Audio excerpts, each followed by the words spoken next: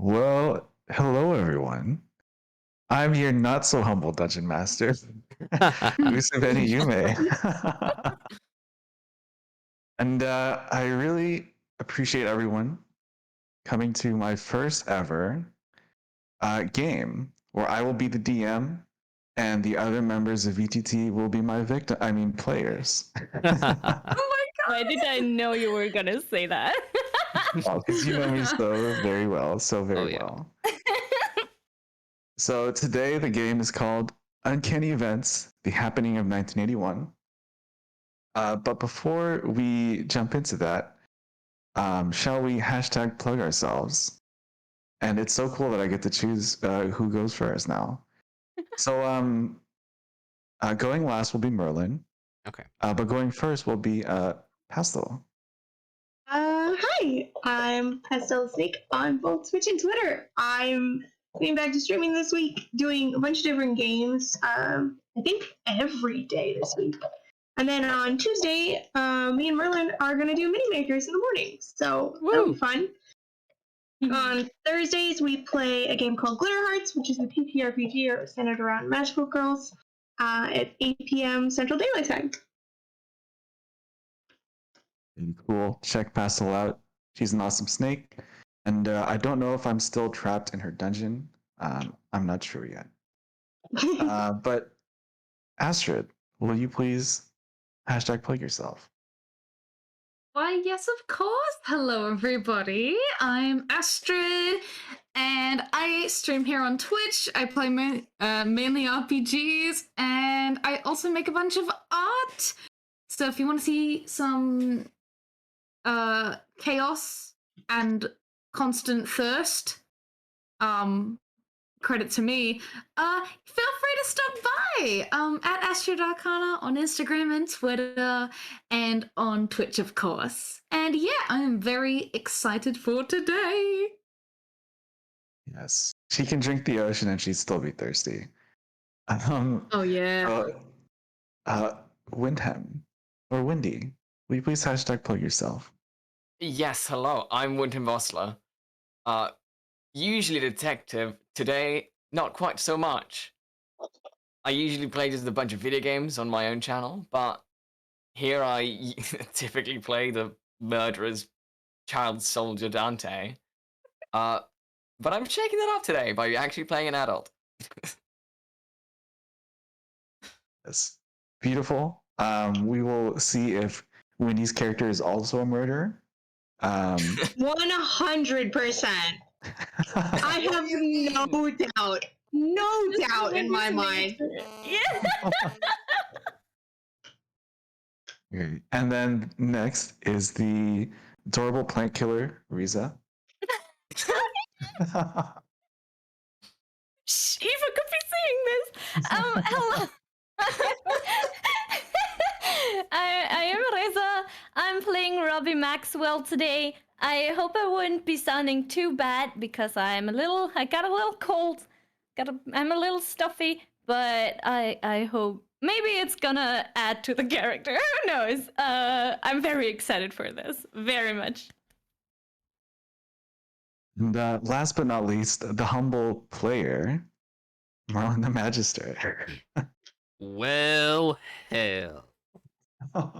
Hi everyone. I'm usually your humble dungeon wizard. Today, shit stirrer. I'm gonna be playing Bobby Knoxley, dwarven artificer. Just absolute asshole. Yeah, I play Apex Legends on my channel. Sometimes other games, mostly Apex. So if you want to see the world's most mediocre Valkyrie, come say hi. Apart from that, let's get to it, Mr. Dungeon Master. Hell yeah. And Gamer Guy Tenno Tsuya, thank you very much for coming today for my first ever game. And I'm so excited. And shall we jump straight into Uncanny Events, the happening of 1981? Woo! So today is the grand opening of the Great Mall of Mashallah. Dark city streets are lined with rainbow neon vanity. Rock and roll desire booms through the speakers. And Surrounding the towns are people of all shapes and sizes, dressed in bold, flashy colors, and wearing more denim than a jean store. And all of you are waiting in line to enter the Great Mall of Mashallah. And in the entrance, you see a dwarven mall cop with donut crumbs scattered across his beard. And you can tell with just a quick glance that his belt is working much harder than he is. And he starts quickly patting down people, allowing them to go inside and experience this once in a lifetime event. So our first ever roll. Will everyone roll a D100 to see who goes first? Ooh. Okay. Ooh. Oh shit. Oh right. Oh my god, I rolled my actual dice. 26. 67. Ooh. 8. All right. You're So, reason with the 8. I got a 4. Oh, well, okay. Hey yo! Hmm. Hell yeah, I'm not the lowest. starting with the highest, Pastel, your character just happened to wake up early and arrived before everyone else. So as you're walking up to enter and possibly get patted down by this dwarven man, will you please tell us what your character looks like? Yes, my character is Reed Butcher. He is a football jock at the local high school. He has like mousy brown hair. He doesn't try a lot on his appearance, even though he looks hot as shit. He like always has a smile on. Always wears his like what's the jacket called? Like a Letterman jacket. Thank you. A Letterman jacket, with like messy jeans because he like works on cars with his dad. So like they're always covered in like oil or whatever. Yeah, that's Reed. So as Reed walks up to the line, you see some girls kind of like faint and like sigh, like, "Oh my god, he's so cute." And then Just straight up faint. He's like a public health hazard. I He think you got the like- year wrong. It's not 1880. He like And, doesn't even notice. yeah. He's oblivious. And so as you walk up to the line, smiling, you approach the guard, and he says to you, "Hello, son. Do you have any weapons on you? Anything bad?" I have my baseball bat. Okay, well that is fine. Let me pat you down real quick to make sure you're okay. Okay, and I will say, okay, so how did you want to do like weapons and armor? Like, do we have to have them on us, or can they like manifest? Yep, you can just have them on you. Okay, cool. Yeah, you can have it Because on your back. we've talked about the flavor of my weapon and my shield. Is that my shield is actually padding from my football uniform, and then my sword is a baseball bat with a razor blade, like Oh my god. running through the middle of That's it. hardcore. Holy shit. Metal as fuck, dude. Whoa. So he's probably got like a gym bag with him that has that stuff inside of it, because he probably wouldn't wear his football stuff all the time. So that sits you down. He says, "Kid, what is in bag? Oh, Is it's that what your bag my is? yeah. Let me see inside, please." Okay, and he just like opens it up, like not even he doesn't even register that like he's gonna take it away. Are you a football player? What is all this stuff? Why you bring it to mall? Yeah. I just never go anywhere without it. I feel like it's like a second skin to me, you know. You okay? You go. Fine. and Does he lets take you my take on top baseball of him. bat? He gives it back to you. He doesn't see you as dangerous. He kind of sees you more as like a strangely wandering puppy. So I mean, he's just that's gonna the let you inside. energy I want to give off. He's like, this guy wouldn't even know what to do. And so, Wendy, your character has arrived next. And as you slither, or no, as you walk toward the guard, Oh my god. will you please describe your character? Yes. Kit Dixon is a sorry-looking guy in his late 30s, wearing sort of a not fancy grey suit. It's sort of weirdly moist and covered in stains. His hair is always just a bit too slick. And on his shoulder, he has an octopus, which is his friend and familiar. In one of his hands, he has a briefcase where he has several things he needs as a door-to-door salesman, including And sort of goods to sell and a clipboard and some pen and paper and stuff like that. And he sort of just, whenever he walks, his shoes make that awful squishy sound, as if you'd stepped in a puddle. He just has permanent mold in between his toes. I hate Like, it! he's Oh got my like god. athlete's foot. Like, ugh. And as Kit walks up to the line, you actually start hearing like a ringtone coming from your pocket. And it starts vibrating a little bit. Oh, I guess I'll have to pick it up. So as you pick it up, you hear a voice, and this is a voice that's familiar to you. It says, Kit, I'm gonna need to talk to you later about your performance review. You aren't doing so well in the company, you know. Sorry, I can do better.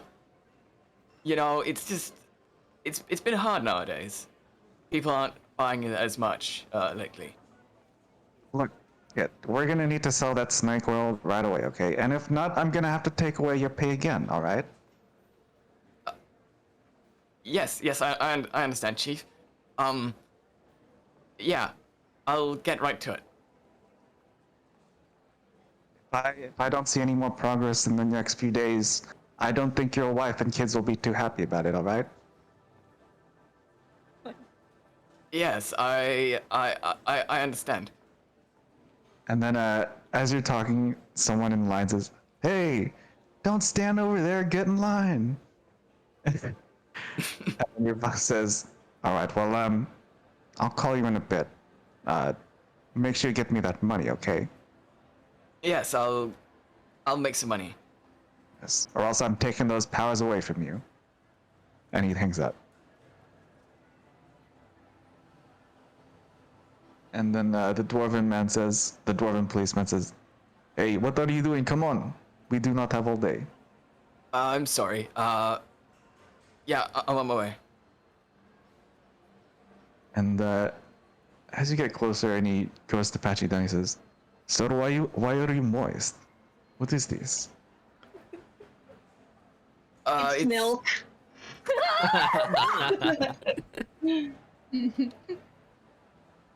It's hard to explain, but it's part of the uniform. God, do you have any weapons on you? Weapons? No. And he sort of lifts his briefcase. But can I interest you in this selection of fine kitchen knives? Oh my god. He covers his nose and he says, "Please just go. No, go now, please." Sorry. And he just walks on. And then next, Astrid, as you walk towards the line and walk towards the police officer or security guard, will you please describe your character? All right. Well, my character is Sage Roderick. And she is what you would probably imagine to be a typical, like, 80s aesthetic goth. She's a tiefling. So her skin is kind of, it's more of like a very cool gray. So it's kind of like vampiric, but much more darker, much more bluish. And like a cute little scruff mullet, almost just like black haircut. Insane eyeliner, of course, just like really shittily applied black eyeliner, black lipstick, rings, necklaces that have got crystals and little witchy kind of things going on, like maybe a little like a pentagram hanging from her ears, maybe. And just kind of like tattered jeans and yeah, whole kind of shebang where she just looks like she does not fit in, and the popular kids would hate her. Yeah, so that's her. I should mention as well, she's a druid, because everyone else has talked about their class and stuff. So yeah. And as Sage walks towards the security guard, you actually have two friends on the other side of the line who've already made it in, waving to you, Adeline and Camilla. And they're like, Sage, we're here. We'll wait for you inside, okay? I'll just give him a silent wave back. And a little smile on him.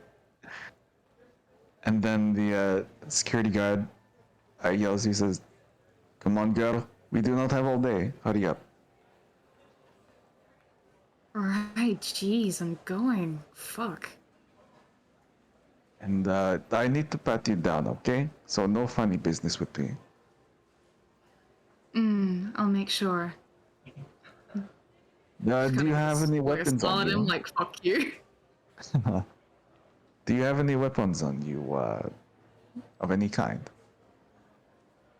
Does it look like it? What is wrong with I you have- kids nowadays? So disrespectful, huh? I have got a, my spider staff. Which, is like the quarterstaff that I have. But you know how, I did this as a kid, hopefully anyone else can relate, but just seeing big branches, and you would, like, whilst you're out camping, and you'd love to just, like, pretend you're a wizard walking around the forest, Hell yeah. and Yes. you'd have just this, you know what I mean, right? Yeah. Yeah, that's kind of, like, equivalent of what it is. Not, like, too big that it's just, like, ridiculous and over-encumbering, but, she's clearly, like, kind of just, like, wrapped and then, added a bunch of little danglies and, like, wrapped it with wool.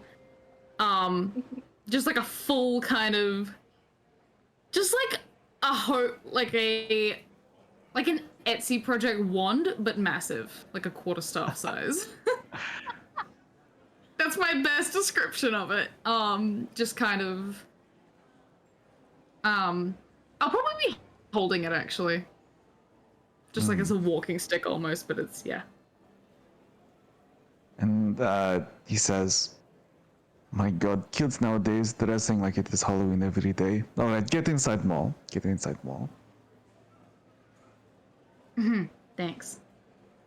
I'll walk by, and then if he's not looking, I'll just give him the finger.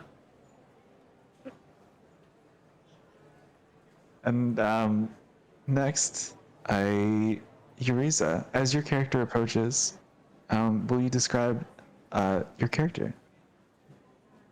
Yeah, Yeah, into the mall walks a nervous-looking young man, Robbie Maxwell, who is a human rogue. He's clutching a whole set of newspapers. His hair is like tousled because he's on his bike all day. And yeah, he looks a little bit disheveled. His tie is kind of in a knot that is not a tie knot. You're not entirely sure if he maybe doesn't have a mirror at home or if he just doesn't know how to tie a tie. But yeah, he's just sort of walking up like, hello, good day. Yes, hello. What is in your hand? Newspapers. Why? Yeah, just, I'm just on a run right now and saw the mall open, so I just wanted to check it out. Okay, well, you can sell papers in mall, but make sure not to disturb guests, okay? And I need to pat you down. Come here, boy. Oh, all right. As he pats you down, do you have any weapons on you? Other than these guns, he adjusts his glasses nervously. No. He gets really silent, and everyone else gets real silent. And I was talking about my muscles. It's a joke. do not make joke like that here, kid. I'm so sorry. As he goes over your pants, he's like, "Do you not bring money with you to mall? How will you buy anything?" I'm just looking. Oh, It sounds very suspicious. It sounds like you tried to steal stuff from mall, yeah? I bring stuff to the mall, like a whole set of newspapers. I'm an upstanding citizen, sir. You know, I will let you through, but I keep eye on you. Do not make any Alright. sudden moves, boy. All right, color me scared. Thank you, sir. And as you walk away, he does like the "my eyes are on you" thing. I just quickly zoom out of eyesight because I'm very nervous. This man sounds scary. And as you walk into the mall, another person appears from line. Merlin, would you like to describe your character? Hey, yo, it's me, Bobby Knoxley. So walking over to the line, it's a goddamn dwarf wearing denim. Oh fuck, what's it called? Oh my god, Overalls? wearing. Hey, yo, they're wearing denim overalls, crusted to shit with oil. Got fucking spikes just dangling off from screws that have just been left in there. One of his eyes is like whited out. He looks fucking disgusting. His hands are black with grease. He's going bald, which is weird for a dwarf. And he walks over to the line. And as you walk over the line, the other dwarven cop looks at you and matches eyes with you. And as you walk, he's kind of staring you down as if he's trying to measure himself up to you. And does Bobby Knoxley have beard? He's got a huge beard. It goes all the way down to around his crotch. And it's got three, it's in 3 braids, which are like connected at the bottom. Gotcha. Will you roll a d20 for me, Merlin, Sure. for beard size? Beard size. Can I get advantage because I have a beard in real life? Sure. All I'll right. do that. First, Go ahead. right. I need to roll it on the thing. I'm not a DM anymore. All right. Roll d20. 18. 3. It's 18. Let me see. Let me see what this man's beard size is. Oh, yep, your beard is bigger than his. Get wrecked. So as you walk closer, he says, Impressive beard, Waterman. Question. It's 1981, correct? Yes. Hey, yo, what the fuck are some commies doing at this fucking shopping center? I came here to buy some goods capitalist style. What the fuck are y'all doing here? Well, you see, capitalist swine. We own this Oh, I mall. see how it is. Nah, you don't own anything. Everything fucking belongs to the people. I almost switched into your goddamn accent. That's how disgusting it is. Yeah, capitalist speak. Come over here while I pat you down. Yeah? Hey, you would fucking like that, wouldn't you? You would like that. And he Yeah, walks I'd over. like nothing more than to gut you. Come Yeah, on, well, do you let's have see any who weapons goes on you, first. Let's sir? see who fucking would come out of that. My beard's way Yeah, longer yeah, than come over yours. here. Yeah, malnourishment. That's why your beard's not as long as mine. Walk over. Okay, do you have any weapons on you, capitalist pig? Other than this one, and he points at his crotch.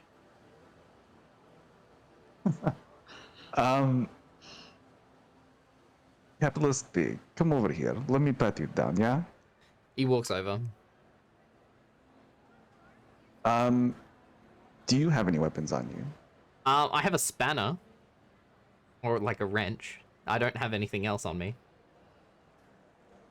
And he touches the spanner and says, "What is this, huh? You trying to kill one of us?" Hey, I'm a goddamn car mechanic, man. I carry my tools on me. Because that's what any respectable car mechanic would do if they need to fix something at the slightest goddamn provocations. Don't test me, motherfucker. So tell me why I should let you in with this, yeah? Because I'm There gonna is nothing in there goddamn that buy needs things. You fixing. have to understand that I'm loaded with cash. Will you make a persuasion check? Sure. I'm decent at this. Oh, not today, apparently. 8. Oh, I need to roll it in Ooh. D20, in fucking roll 20. Oh my lord. I'm just gonna Yeah, move go my ahead. physical dice away. Oh, 20. Unnatural. Nice.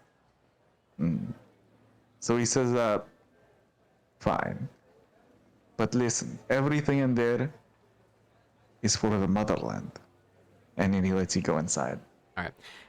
He takes a mental note to contact the FBI. The quote-unquote FBI. Yep. Yeah, Alright, so the FIB, the Federal Intelligence Bureau. yes. And so, as all of you gather inside the mall, you can see that the mall is massive.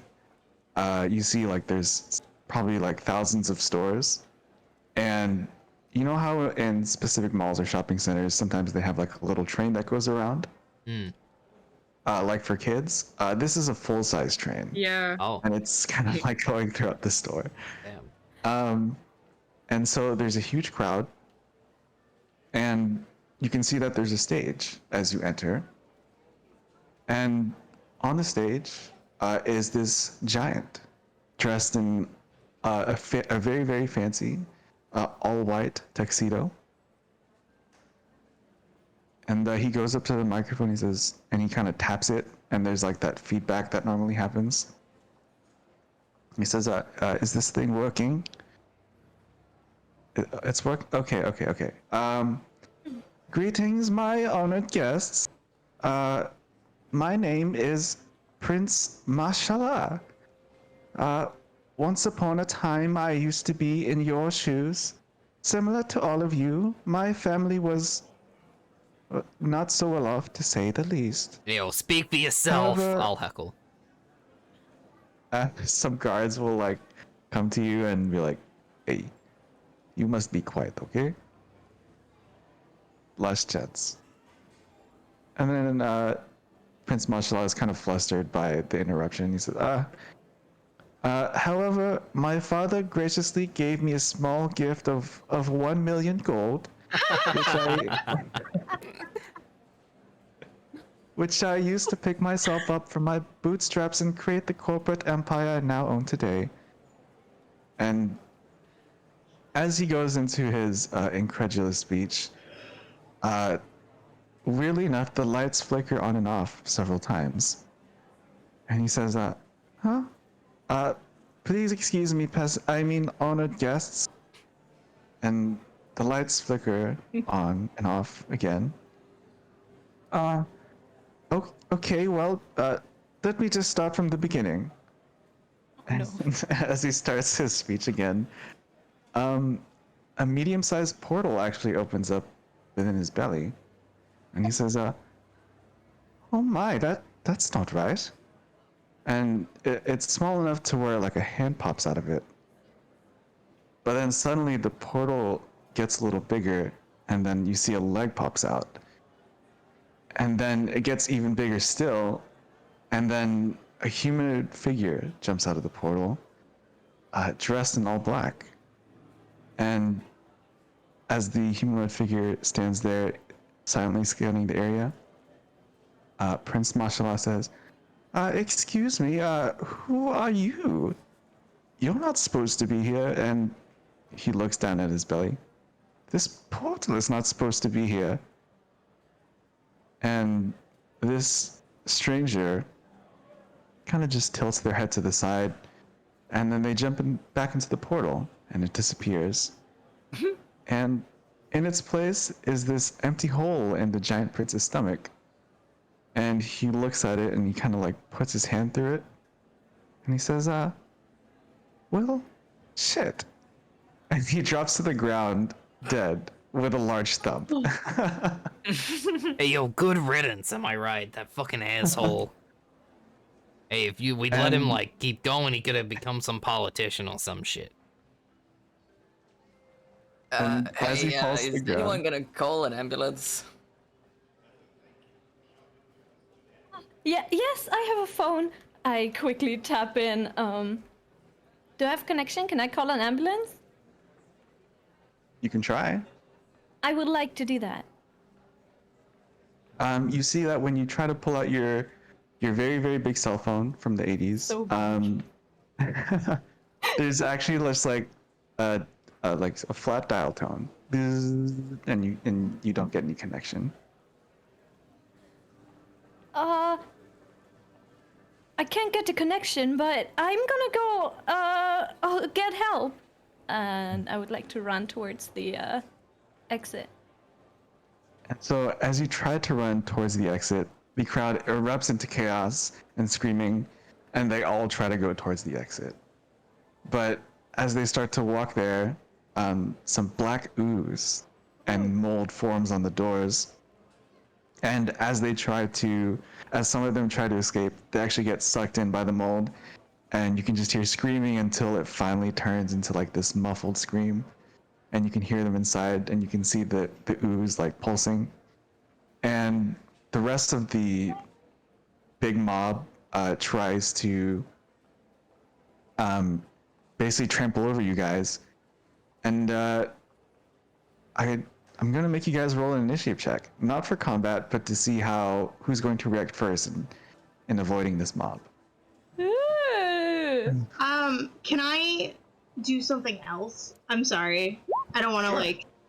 Go ahead. When What he you wanna do? falls to the ground, I wanted to rush up there because I don't realize that he's dead.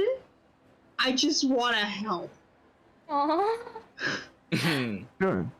Yeah.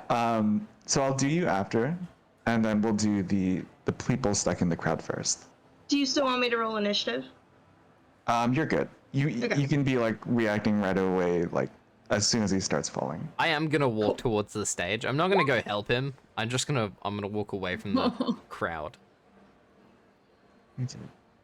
So Kit, your character reacts first. Maybe it's these quick, very witty salesman's pitches that you have that makes you so have all this initiative. But how are you going to get out of this huge mob that stands before you?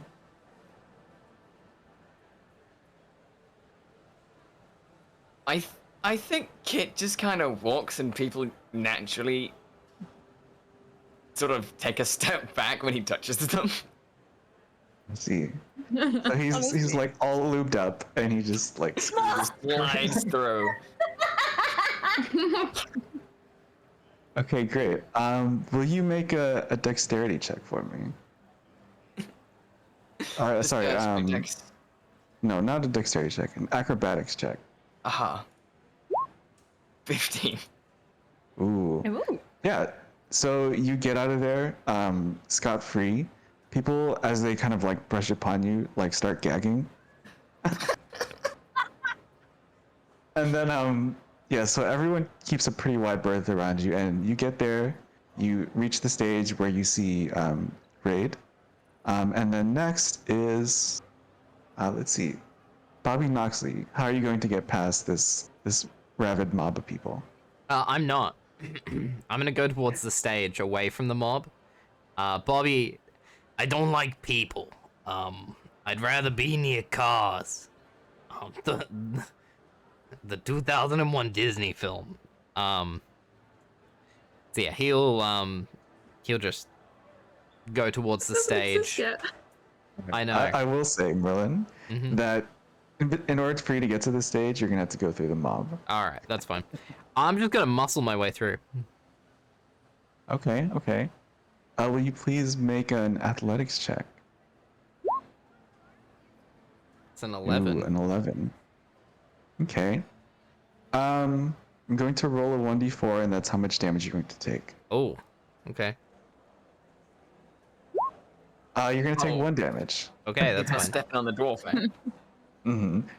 Yeah, so you get roughed up a little bit. People step on your shoes. You know, you are a dwarf, so you are a little bit shorter. So some of the larger individuals kind of like rough you up a little bit. But because you are a very hardy dwarf, you know, you've probably been in your more than your fair share of fights. Hey, I'm You only walking take 1 here. damage going through it. I'm walking here. Yeah, and then the guards still look at you like, God damn it, how stupid. And then next is Robbie Maxwell. The mob stands between you and the stage. How are you going to get past this rabid mob? I just kind of go like, oh my god, excuse me, oh my god. Every time I bump against somebody, I apologize. I like hold my newspapers in front of my stomach because my weird shady roommate once told me that you should do that so you don't get stabbed in the abdomen. And I just kind of try to dodge and weasel my way through there, sort of. Will you please make a persuasion check to see if people actually listen to you and moving around you? Persuasion. That's a 4. Nope. I have a -1 to my charisma. Yeah, so people don't take you seriously. They're like, who is this punk kid? He looks kind of poor. And they're just going to trample over you. And I'm going to roll a 1d4 to see how much damage you take from this. You're going to take 4 damage. Oh, damn it. Ow! Yeah, so Sorry, I still apologize even though I'm the one being hurt. so eventually people use you as a doormat and you take 4 damage. And yeah, you were quite roughed up, but eventually like you make it to the other side, unfortunately. I just kind of hold on to my glasses so it not like, yeah, they don't get lost. And then last but not least, Sage. You are the last one who must make it past this crowd. What are you gonna do? I like to imagine that I'm not even. Wasn't really. To begin with, I'd probably be not too far into the crowd. You know, like I couldn't really care for what's going on, so I probably would have hung back a little bit. So if it's possible, I'm not fussed about going anywhere. I just want to kind of just step back out of the way of everybody in the panic. Yeah, it's up to you about how you want to go about that. I don't know. I'm just Will gonna you very chilly try to make my way. will you make an insight check to see how well you decided to stay away from everyone? Yeah. Insight? Yes. Ooh, 10. So you were able to, luckily, be enough, far enough away from most of the people where, yeah, they pretty much avoided you. And so now all of you find yourself next to the stage where you see the now dead Prince Mashallah just looking face down into the ground.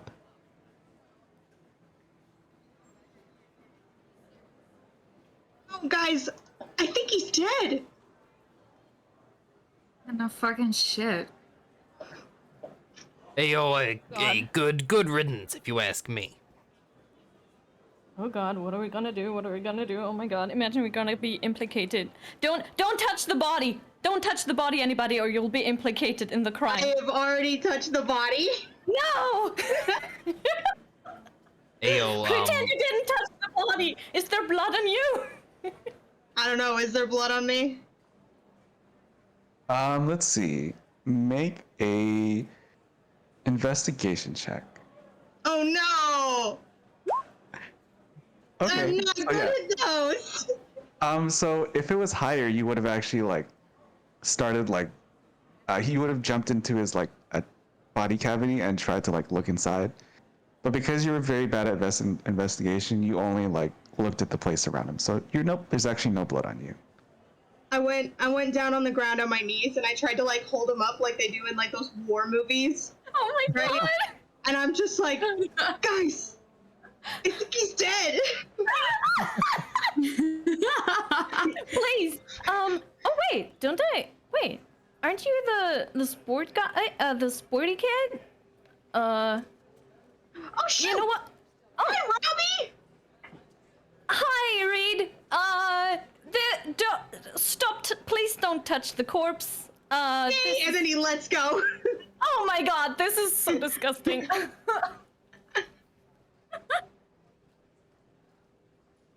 Well, what are we gonna do? Somebody just killed this guy. I don't know. I can't get the connection. Anyone got an idea? I look at everyone around. How like So big is the crowd now that some people have like gotten sucked up? yeah, so now the crowd has basically been thinned out by quite a large margin. There's only like a few people still around, a lot of employees, but most people panicked and tried to get out and are dead. They've all been eaten by this mold in the walls. Oh my God! Ew. Kind of gross. That is To be so honest. gross. Hey, yo, this reminds me of my time in Guam, where I fought these goddamn, and he looks over at the dwarven gods, these goddamn commies. Nothing to Not do with rolling my this, eyes and just walking off. all the dead people, you know what I mean. So as Bobby Knoxley gets into his rant, on all the screens, all the TVs that you see in the mall, there's like thousands of them. You see this message that says transmission incoming, and it beeps 3 times. Beep, beep, beep. It's a bomb! Bobby hits the message- deck. Some of the people look at you very worried, like, is this man okay? That's what they're worried about right now, really? And then the image on all the screens turns to an image of an obscured humanoid sitting in a chair, wearing a mask, and there's a lot of wires and tubes coming out of it. And then all of you hear throughout the mall a robotic voice coming from the transmission. Greetings, inhabitants of Universe 81. Your world is in grave peril. A dangerous individual known as the Stranger has invaded your universe.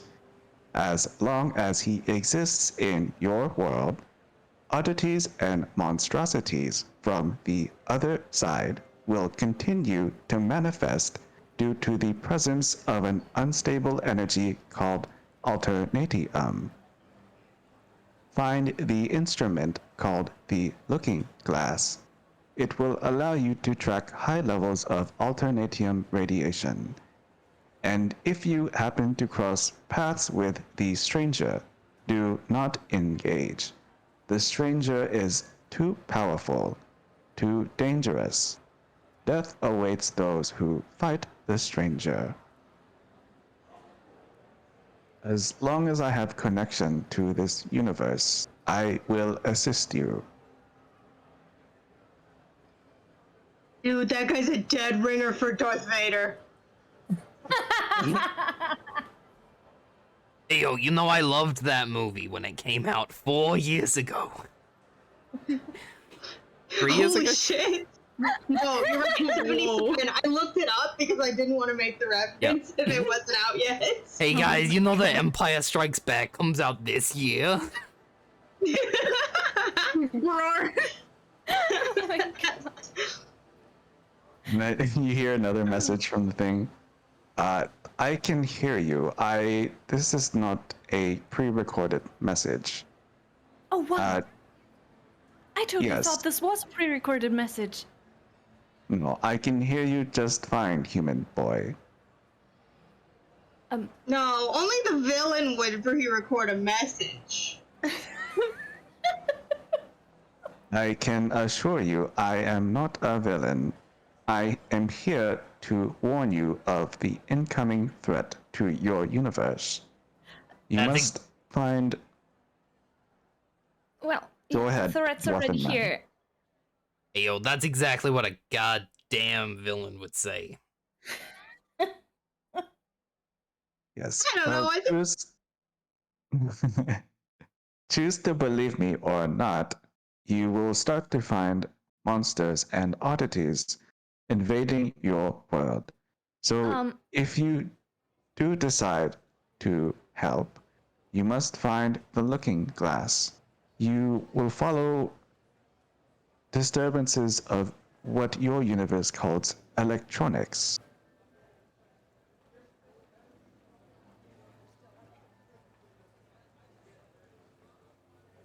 Yeah? Yes. Okay. A Looking Glass, what is this? Fucking Alice in Wonderland, the film that came out 26 years ago? No, 30 years ago. There, I also looked that one up too. yo, me and this Reed guy, we're on the same goddamn level. You know what I mean? I don't think your two's discussion of movies is really gonna help us here. Well, why you so wet? I'm sorry, it's part of the uniform. Fair You enough. are particularly wet. What uniform? Hockey? I work for a company selling goods, and it's part of the deal that we have to be a bit moist. I should have realized. Big He's all- businessman. Kid slicks his hair back and just like a couple of drops spray back behind him. I step back one step. Oh my god. Gross. Oh, really? Is it gross, Bobby Knoxley? Hey, yo, that's completely normal. Bobby just, like, rubs his, like, you know, the tiny bit of hair he has left and just bits of oil spray everywhere. I just kind of hide behind Reed. Weird. I mean, alien robot, sir. There's mold in the walls that eats people. Do you know what we should do about that? My code name is Kaleidoscope. That is what you may call me. But there is nothing you can do against the mold. What you must do is find the looking glass, find the source of alternatium, and get rid of it. That is the only way. Alright, I'm gonna Is there anybody near the stage? Yeah, there's a few people near the stage, some guards. Make a perception check to see what else you see.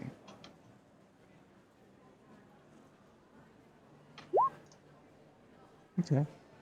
So with a 9, once again, you see the guards. You see some employees. You see like this stand that says tarot readings on it, and you see like an old lady there, kind of just waiting there. And you also actually see a familiar face of your best friend. His name is Ragnar, Okay. and that's all you see. Does this tarot woman, does she seem phased by this at all?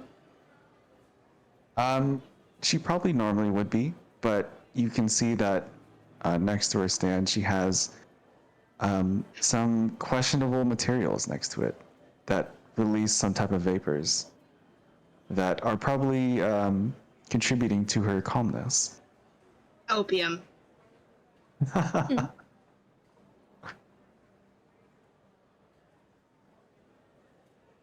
Welp! And then Reed gets up and accidentally takes on Bobby's accent.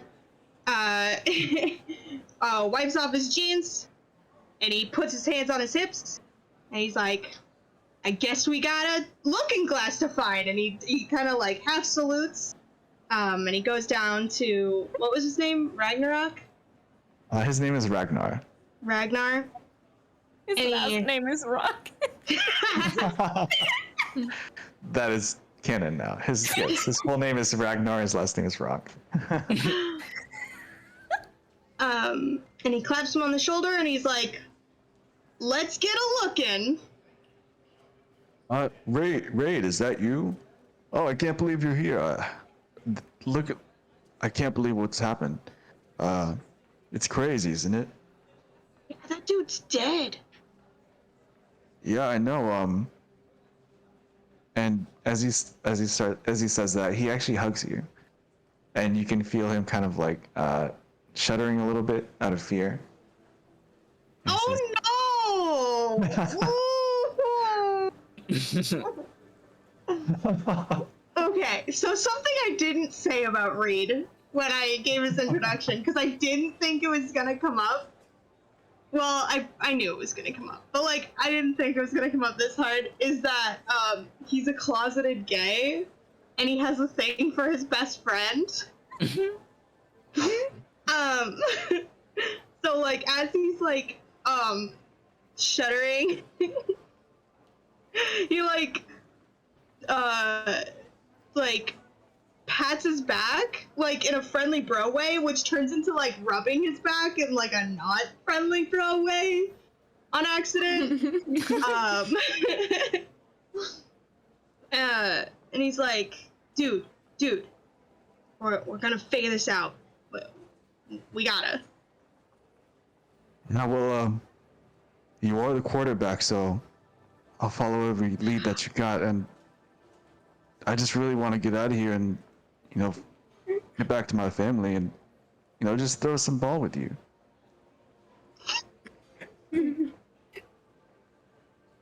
Yeah, that sounds great. We're gonna make it out. I promise. And then he puts out his, wait, a pinky promise is a thing? Yeah. Yeah. Yeah, he puts out his pinky and he's like, I got your back, bro. And he pinky promises you back. He's like, "All right, bro, let's do this. Just yeah, I'll just follow you, okay?" Cool.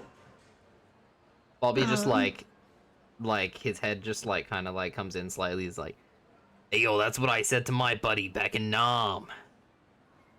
Pinky promise and everything. He never made it out alive.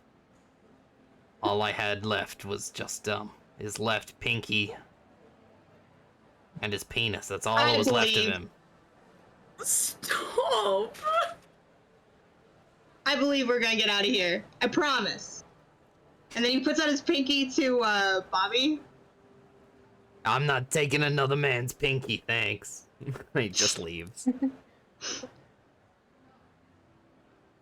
And Kit, your cell phone starts ringing once more. I'm assuming it's my boss. I'm gonna pick it up. So we do get reception in here. Yeah. Or maybe it's just Mhm. magical reception. God damn it. And surprisingly, it's actually not your boss. Oh, And the voice says, "Hey, Dad." What? oh hi. How's it going back home? Kind of sucks here. Mom keeps on saying that she's gonna leave you, like usual.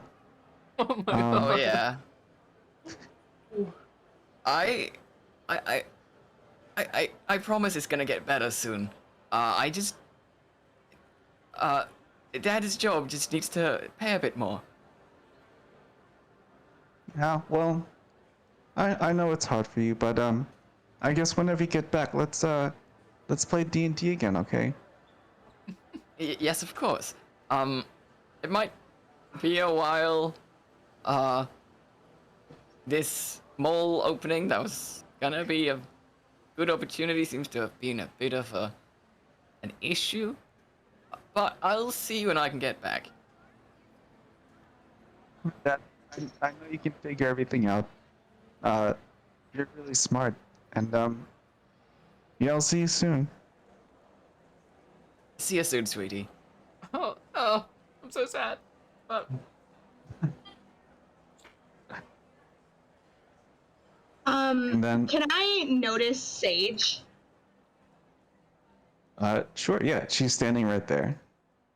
Okay. I'm gonna look over at you, Sage, and I'm gonna be like, oh, you're the girl from chemistry! The one who accidentally got a leaf in her I almost said chloroform. Cannon, in her cannon. chlorine, and it blew up! Dude, that was sick! Oh my god! Why the fuck are you talking to me? Oh, okay. Bye then! Yeah, bye. Roll my eyes. Reed will also go up to Robbie and like put out his arm for like a bro handshake. And he'll be like, "Yo, Robbie, we've got a team, and we're gonna figure this out. So are you in?" Yeah, hell yeah. And I, instead of shaking your hand, I kind of slap it, thinking it's a high five. Radical. All right, as long as we don't die, that would be awesome. I got a lot to live for, like all of you. The Well, I voice don't- from the Yeah. transmission. Apologies. Continue. Sorry, real quick. The voice from the transmission speaks up real quick. You must hurry.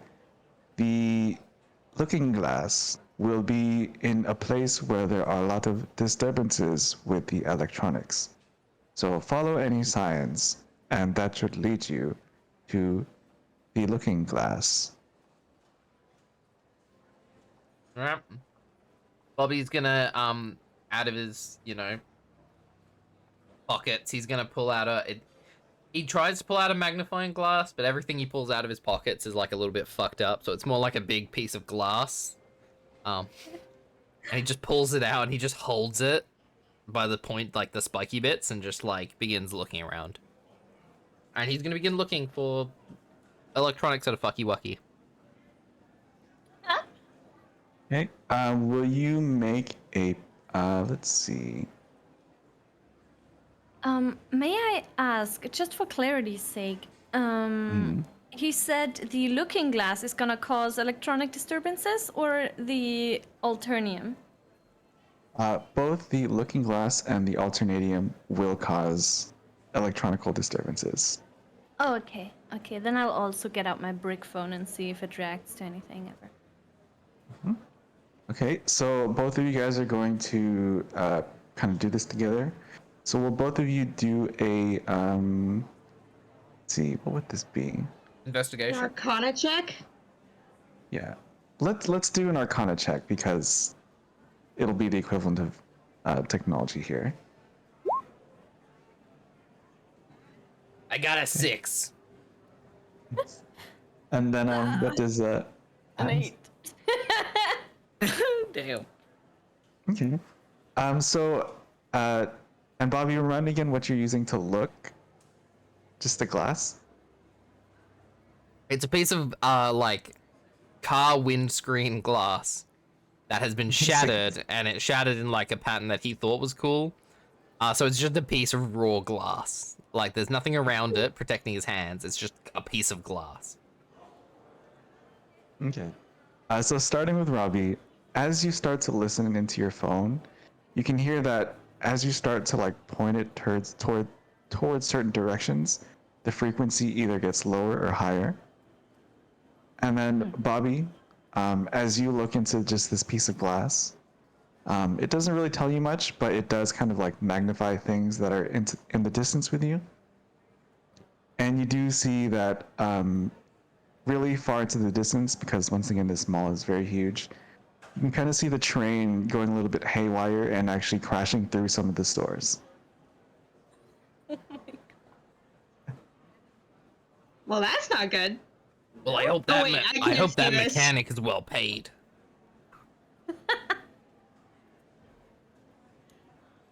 Guys, I can pick up some sort of change in my phone. We can kind of, I think, play hot and cold with whatever we're with the looking glass, maybe? Hey, it sounds good to Sweet. me. Sounds fun, I guess. Hey, sweaty dude, you in? Yeah. Sure. All right, let's go. I'm Robbie, by the way. You can call me Rob. No, Nice we're to gonna. meet you, I'm gonna Robbie. call you Robbie, cause my name's Bobby. Cause we're Robin Bob. All right. Hi, Bobby.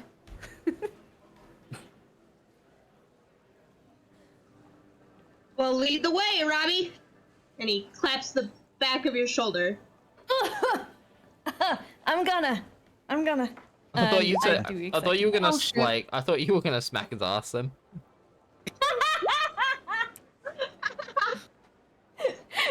She said closeted gay.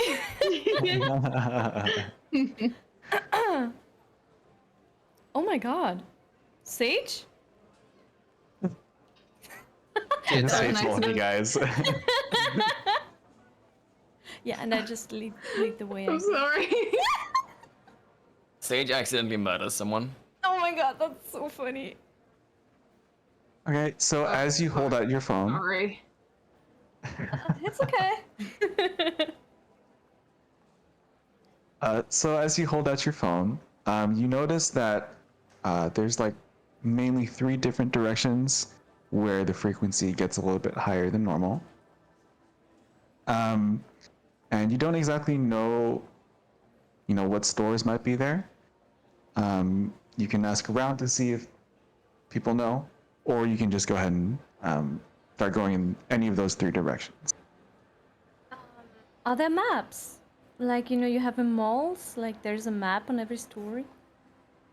So You there's are directories here. everywhere. Yeah, Yes. exactly.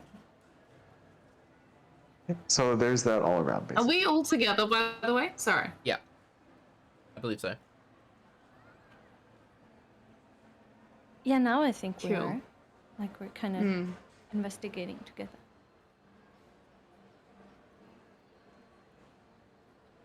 So Sage, why are you so goddamn like? Why are you dressed in all this black and pentagrams and shit? Which I, back in my day, I thought was pretty cool. But it's just a question.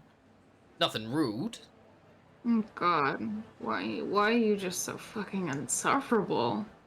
That's a fair question. Not anything rude.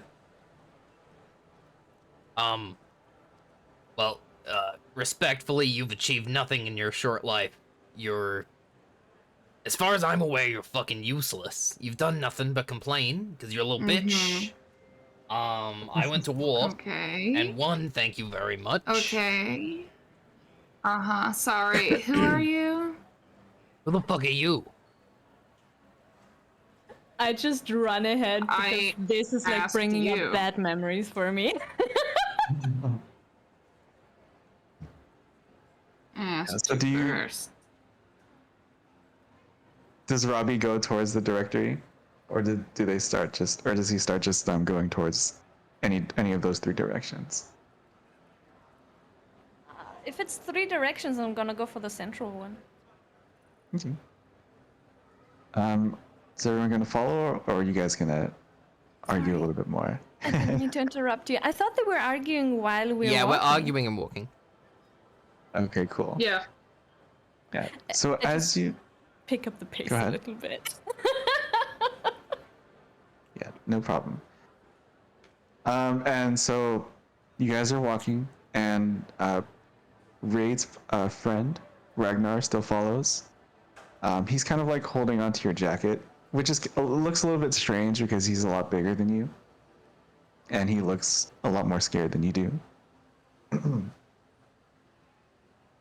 And he says, Raid, I'm really not sure about this, man. Do you think we can actually do this? Yeah, I think we can.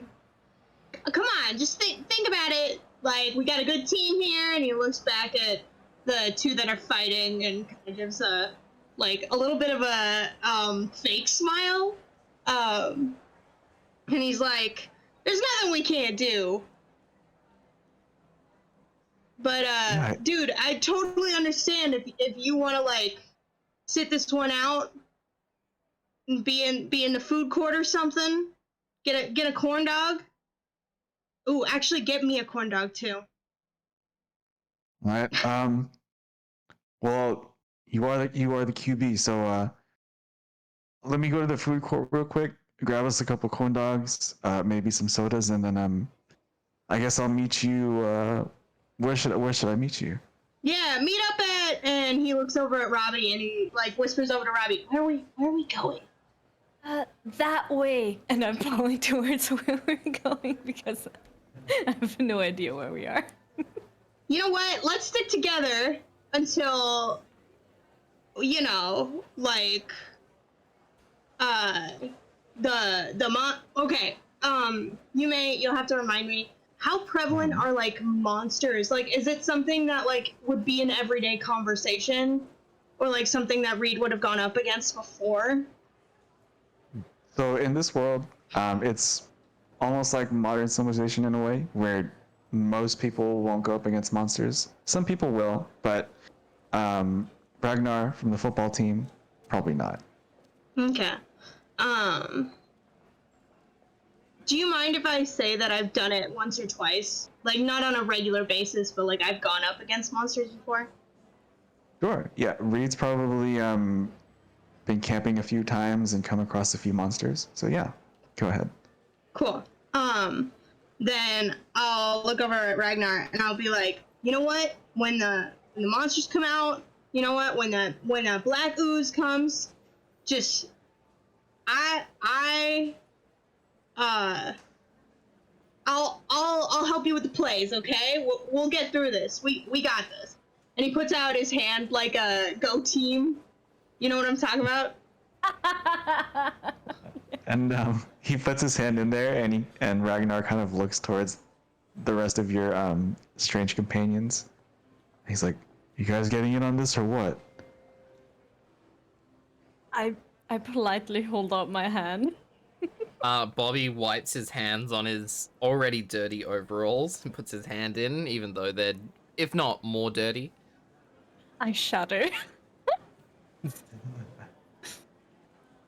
Yeah, Kit sees what Bobby's doing and sort of tries to wipe his hands as well, but Oh, God. just they're a bit sticky.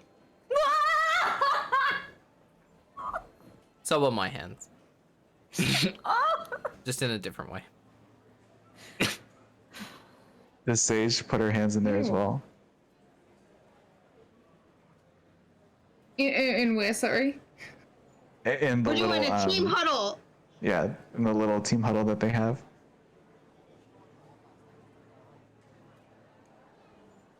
I'll, like, stand next to it unless someone invites me in. I think everyone's looking at you expectantly. Yeah. Oh god. Fine. No. Go in. And Hesitantly. not knowing what else to say, Reed just goes, "Go Beavers!" Because that's like the local team. Go Beavers! Hey, you guys know what? Back when I was posted in Guam, I killed 13 beavers. They were not native to the island, and we have to take care of them. That's a cool story. And as you guys put your hands together, the collective grease and oil of both Kit and Bobby kind of like mix together on all of your hands as a signal of your new companionship. It's never coming off. I immediately try to wipe it with a newspaper and it's not working. Yeah, it does not come off. I take off my glove like, I can never use this again. Okay, let's go that way. And he points at where Robbie was taking them. Yes, sir. And so as you start pointing, you actually realize that it starts following the path of the train, which is still kind of rampaging through the stores. And Oh god. yeah, if you guys want to get on the train, you'll have to find a way. It's a train battle. Oh my god. How fast is the once train had a- moving? So it's not going super fast because it has to be somewhat safe. But in order for you to get on, it would probably have to be like a sprinting speed. How far away is it from me right now? I would say at this point it's still maybe about 200 feet away. Okay. Bobby's gonna begin sprinting towards the train. What is your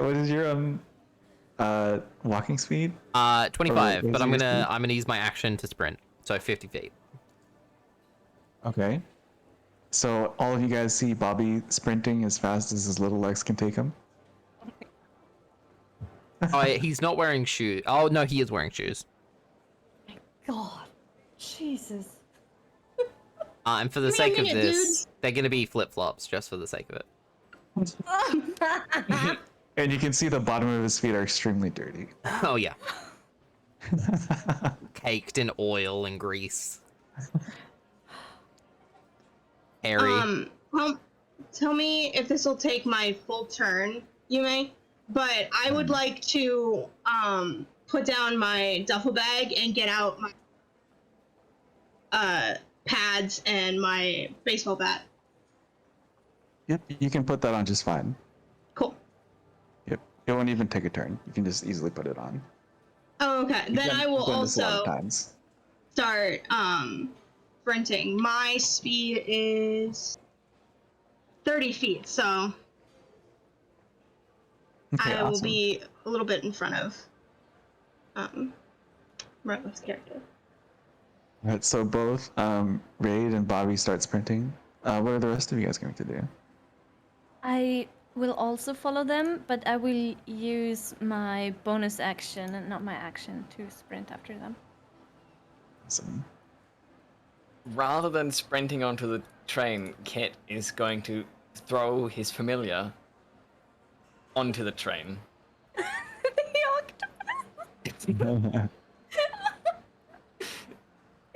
Oh wait, is this a ranged attack?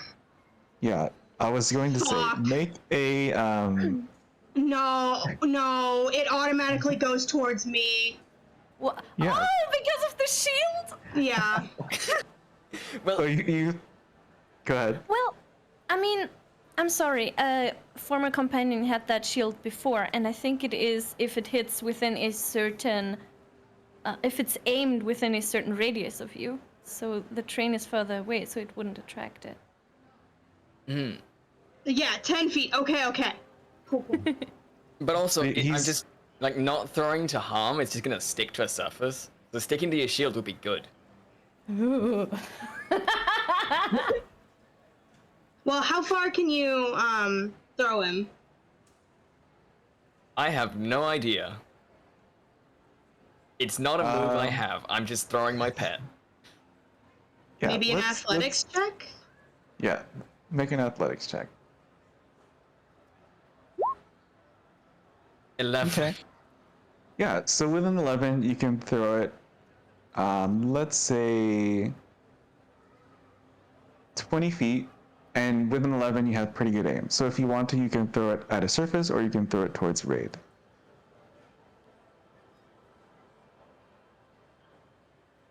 I want to just sort of try and get it just like anywhere to stick on the side of the train. Okay. The train is currently too far from you. It's about, Ah. I think I said 150 feet. 200. You said 200. Oh, okay, 200 feet away. So yeah, it's too far for you to throw right now. So So- you see Kit try to throw it, like thinking he's gonna get it, looking all heroic, slow motion, but it just falls like really, really far from the train. Kit, should I throw it for you? I can move 90 feet per turn. Oh, that would be lovely. Thank you very much. It's all Okay. that bicycling. It's like, yeah, I have the most defined calves ever. Yeah, I would like to use my bonus action and my action to dash to move 90 feet per turn until I am Okay. close to the, well, closer to the train to hit it. Mm-hmm. Awesome. Yeah. So currently Robbie's the furthest out of all you guys. Sage, what are you gonna do?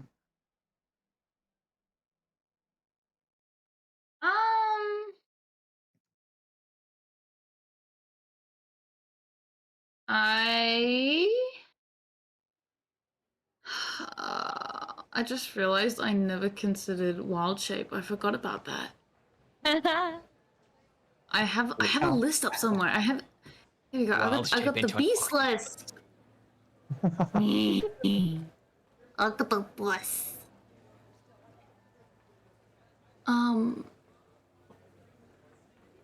Okay.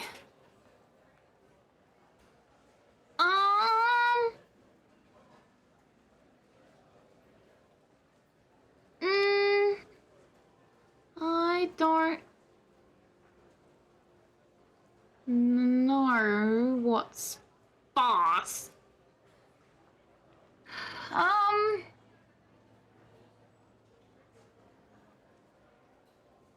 think most animals are faster than people. Yeah. Yeah. Oh, I'm just looking at how long it. Oh, You become a 3 big hours. cat. Oh, cute. Yeah, no, I've got the list because I'm Circle of the Moon, I believe. Mm-hmm. Is that right, Melon? Did I Yep. use Circle of the Moon? Mm-hmm. When I... Yeah. Combat druid. So I've got the list up. Okay. So according to that, I can actually wild shape into a saber-toothed tiger. Nice. That is so So I'm gonna do that. Mm-hmm. What does your saber-tooth tiger look like as you wild shape into it?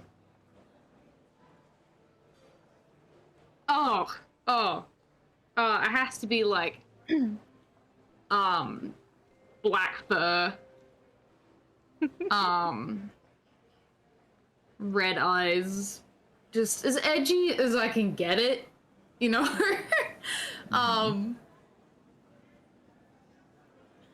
Yeah, yeah, fur, like like charcoal and dissolves black pattern. Yeah, with like red eyes and stuff. Yeah. And I will start running my way. To. Well, just like, you know, up to the train. Mm-hmm. And I maybe like scream roll when- inside it. I scream when you pass me. I think, well, isn't wild shape an action, so you'd only get your move action? Yeah. So we're kind of doing this like a little bit more True. fun. Yeah. So Yeah. we're not worrying too much about action. Yeah, and are we stuff. like I just want to see in? us fast.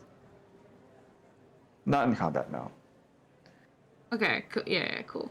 So then, yeah, and then I'll run past. So we're going towards where the train is going, correct? Mm-hmm. That's Essentially. correct. Has it gone off the tracks? There are no tracks. It's an electronically controlled train, and so it's going crazy. I'll run alongside it then, Okay. So as you start just to for run as long alongside as it, I need to go. you see that as you start to get closer, there is a way to get on from the side. In the furthest part of the train, the cargo part. And if you want to, you can try to jump on it. Or are you just going to run alongside it? Yeah.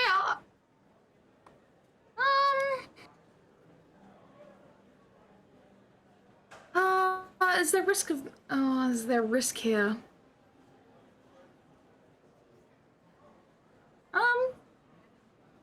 I might try to jump on it if there's room. Okay. Will you please make an acrobatics check to jump on this train? Oh no. I should... Okay. Hold on. I've got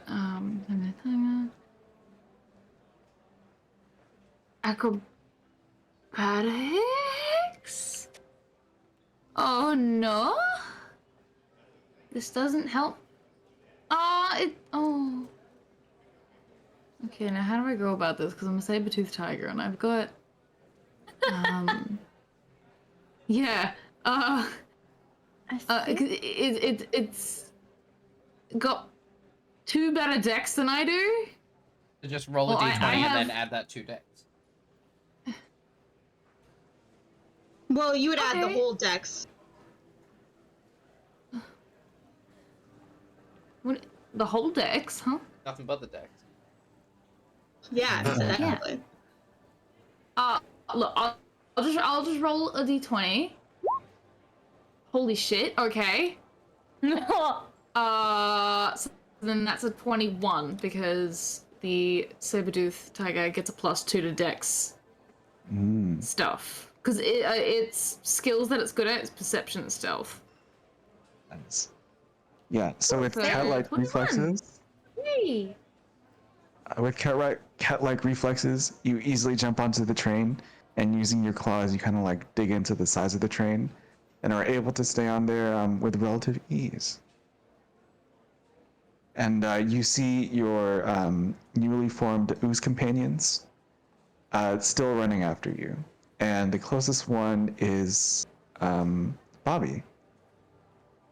Hey, yo. Next one. Am I next to the train? You're still getting there. I would say now you're about maybe 40 feet away. And the reason you're ahead of the others is because you started running right away. So Yeah. you're about 40 All right. feet left. Cool. I'm gonna use my movement to get within 10 feet of it. Mm-hmm. And then I'm gonna use my bonus action and use my Boots of the Winding Path because I'm an artificer and artificers are actually dope. And I'm just gonna use my bonus action to just teleport onto the train. Damn. Nice. So you can see Bobby. He's sweating kind of profusely. For some reason, the sweat has like this yellow tinge to it. Ew. You mad? Yeah. I'm And gonna as watch an he- amusement at everyone else trying to get close to the train. Yeah, and as he teleports right next to you, Sage, and you can describe. Merlin can describe what he smells like. He smells like he smokes 10 packs a day. And also a hint of like just the worst alcohol, like the worst beer you've ever smelt. And as soon as he lands aboard, he takes a seat, reaches into his pockets, pulls out a beer, a warm beer, cracks it open and starts drinking.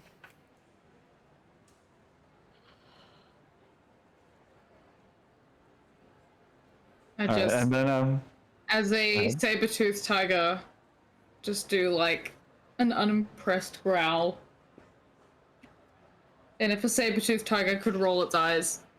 So just think about Diego from Ice Age, but emo. So as you start to kind of roll your eyes and look unimpressed, your cat-like instincts cause your fur to raise up from like the repulsiveness of this man. And then, and then the next closest one will then be Robbie. How are you going to get on this train? I think I'm rather easily catching up since I'm very fast. I also, yeah, I just sprint up next to it and jump. And I have, since I use my bonus action and my action, yeah, I just jump up. I guess I just jump up. I do have a bonus on jumping, jump length or whatever that means. Jump distance. There we go. But I don't know if that matters right now. So easily enough, you've been in UZ for so long that your legs are kind of made of steel, and you easily catch up to a moving train and are able to easily jump onto it, holding Kit's octopus. I kind of, instead of like touchdowning it, I just gently place it on the ground, wipe my hands on my shirt, like ew. Why is everyone so mucusy? I don't understand. And then why does this man have an octopus? yeah. So everyone then looks back towards you, Raid. Yeah. He's gonna try to catch the train. Can I make an argument for an athletics roll instead of an acrobatics roll? Because I'm gonna try to barrel roll, but also kind of tackle my way into it. Yes, do it. The football Okay. tackle a train.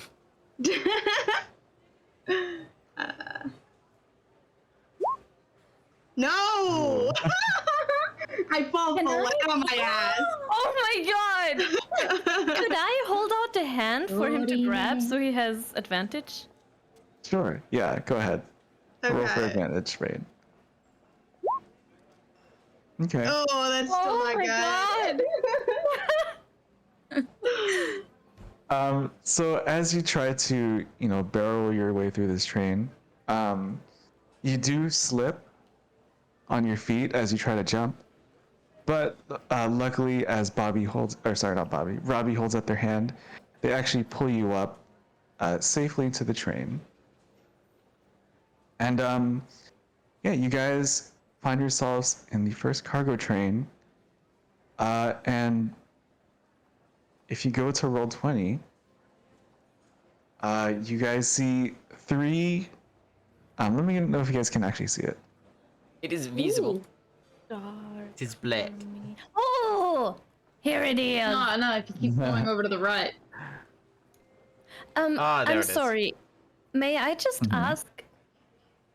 Kit Dixon, we brought his octopus, but where's Kit? Kit is sitting on a bench. It doesn't run.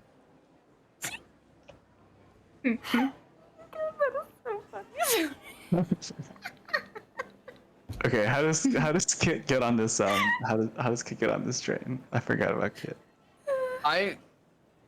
Well, Oh no. I was gonna get my octopus on to assist the others, and Oh. my plan for Kit was to sit him on a bench. Because Kit can see and communicate through his octopus. Is that a metaphor? Okay. So Yeah, but Robbie, you're holding the octopus, or it's set on the ground. I And did you put it on the can- ground.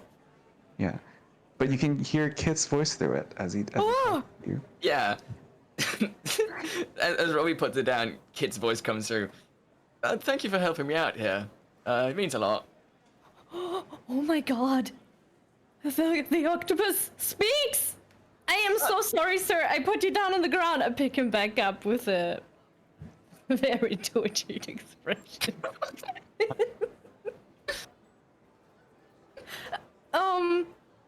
Do you know where Kit is? Oh, don't worry too much. It's me, Kit, speaking. Oh! Yeah, the octopus doesn't much like to speak to strangers. But I promise you, he's a nice guy. He does have a kind face. I just kind of put the octopus onto my hat. Can hold on. So Kit has like a full view of what's going on. And the octopus changes color to match the hat. Oh no! Aww. Don't make it cute! Oh my god!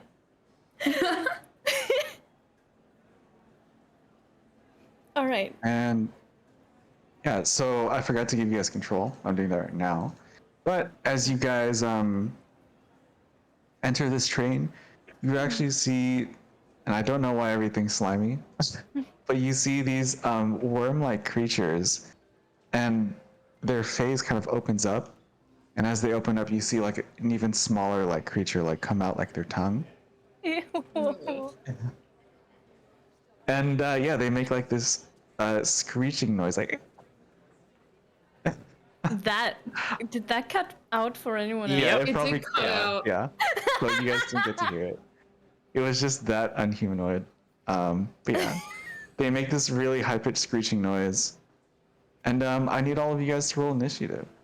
Yeah, let's go. Okay, wait. Can you guys God. see the map? Because I cannot. It's on the far Mhm. right. Yeah, If you on the just far right. drag like off to the right and keep going. Gotcha, gotcha.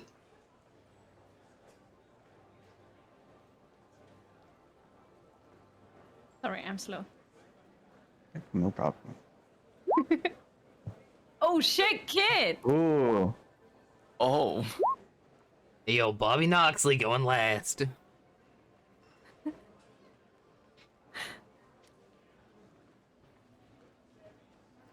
all right. So let's see. So we're going to go first with Kit. You're here as your octopus familiar.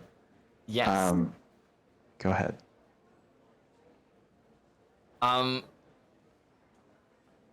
I wasn't looking far ahead. I was not expecting combat on the train. The octopus can't do much, but I can at least assist. So the first thing I'm gonna do is I will cast invisibility through my octopus to make Robbie invisible. Ooh, Oh. nice. That's badass. Cool. Thank you. Yeah, yeah, do you do anything else this turn?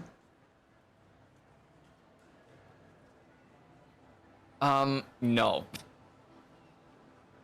Okay. Yeah, so you can see as Bobby goes invisible. And so next, Sage.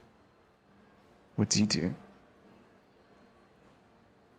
And you are That's still in me. your saber-tooth tiger form. Yeah. Which is radical.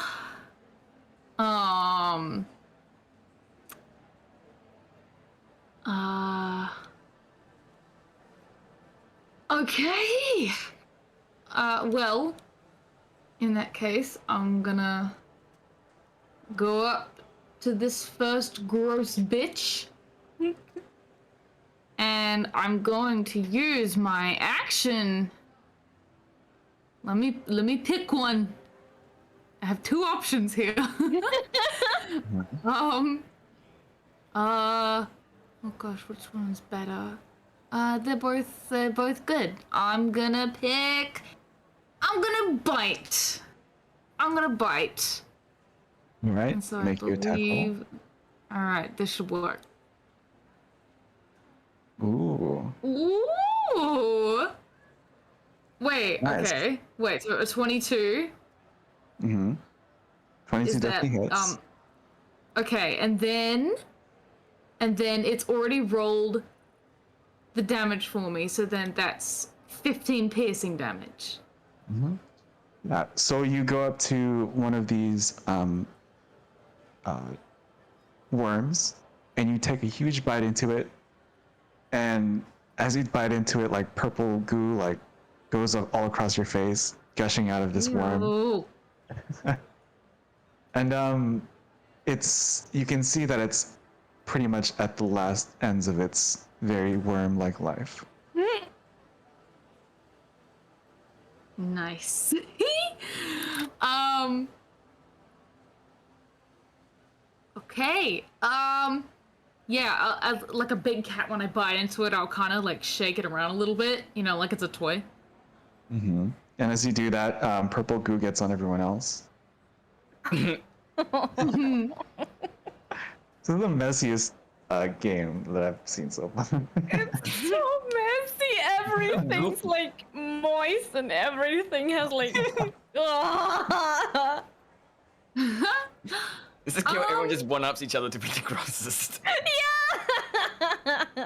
That's all I can do at the moment. Actually, wait, I moved 5, 10, 15, 20. No, 30. I'll lose last my movement to go to the next one. And then I'll end my turn there. Awesome. Okay, so I'm not entirely sure on the rules, but does that provoke an opportunity attack or no? Yep. Actually, yes, that one does. That would, yeah. Okay. Do you still want to do that? Yeah, that would. Knowing Because I that? leave. Because I thought about it. Yeah. I'm good with that. Okay. So they're going to roll to hit. Does a 16 hit? Yes, it does. Okay. I'm going to roll.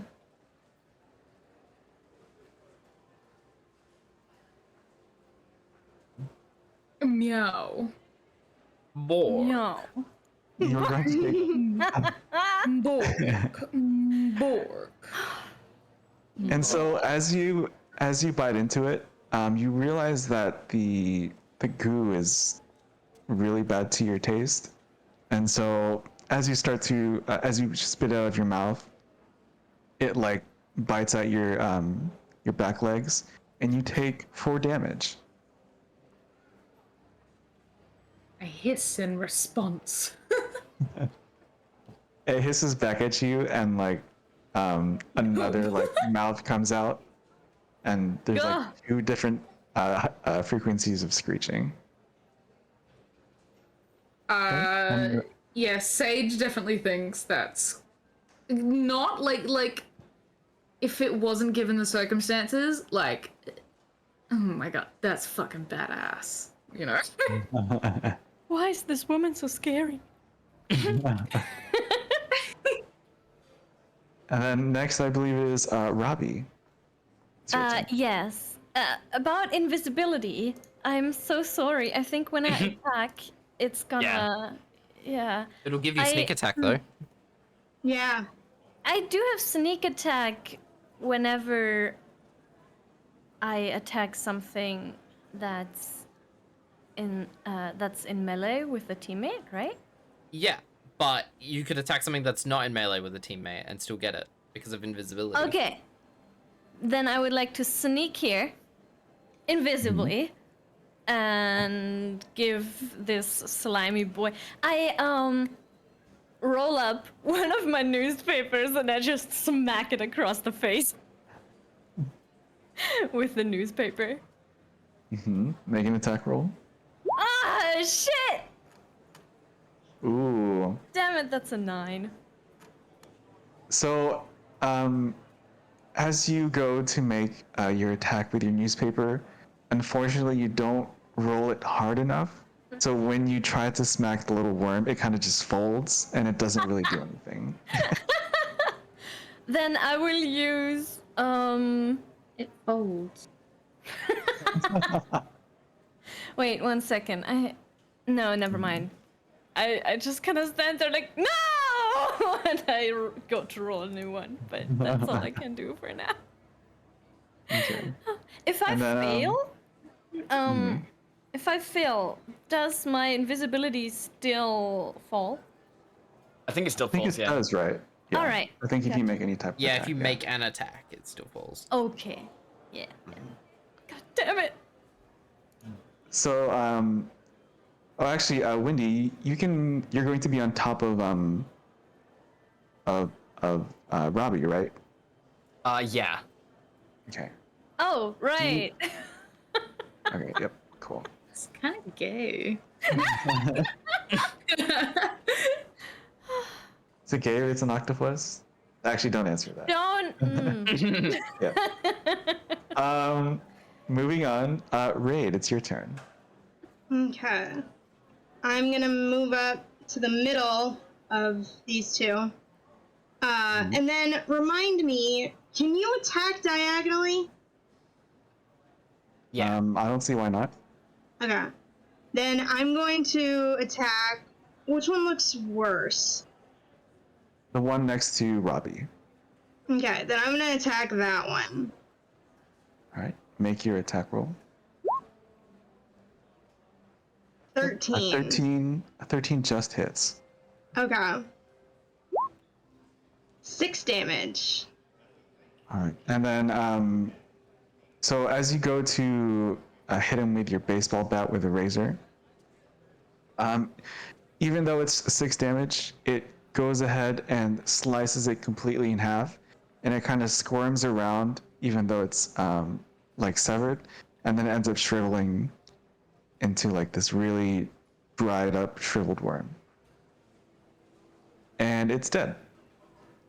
Teamwork. Thanks, Reed. No problemo. Do you do anything else? No, that'll be the end of my turn. Okay, awesome. And so, Bobby, it is now your turn. Alrighty. Out of my my overalls, I'm gonna pull out both of my wrenches. Oh shit! I'm sorry. Yep. Can we go back to my turn? Sure. You have 2 Right. attacks, right? I get to attack twice. Ooh. I'm sorry. I've never played a fighter before, so this is a little strange for me. That is awesome. But I would like to attack the one in front of Sage as well. Yep, go ahead and make your attack roll. Ooh, 20. Is that a, Huh. Not a natural natural. 20? No, that's 14 plus 6. All right, go ahead and roll your damage. Ooh, 12. Yes.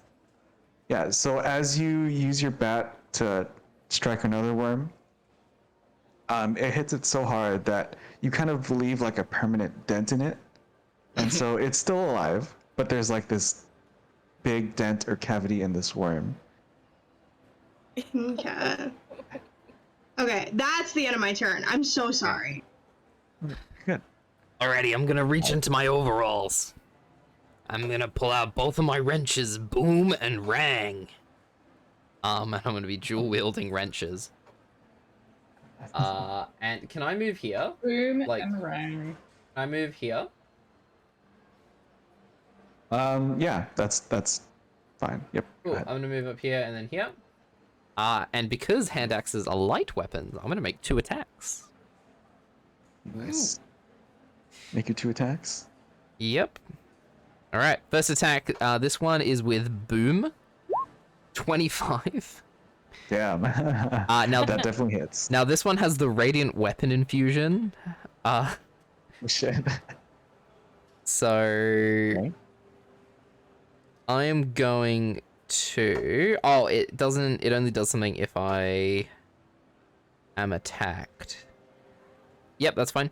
So It just shines brightly. So I'm going to attack it with that. So that is 10 damage. Nice. Yep. So you strike into it with one of your spanners, Mm-hmm. and it also leaves like a really big dent in the thing. Not as big as not as big as raids, but really good sized. All right, and now this one is with Rang, 24.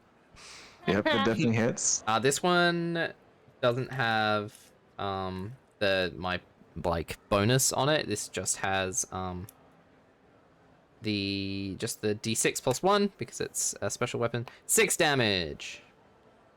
Okay. So in the dent that you make, you decide to hit it again, and as you hit it, it actually goes straight through, and like a watermelon, it just explodes. Yeah, you see, that's why they And- call it boom.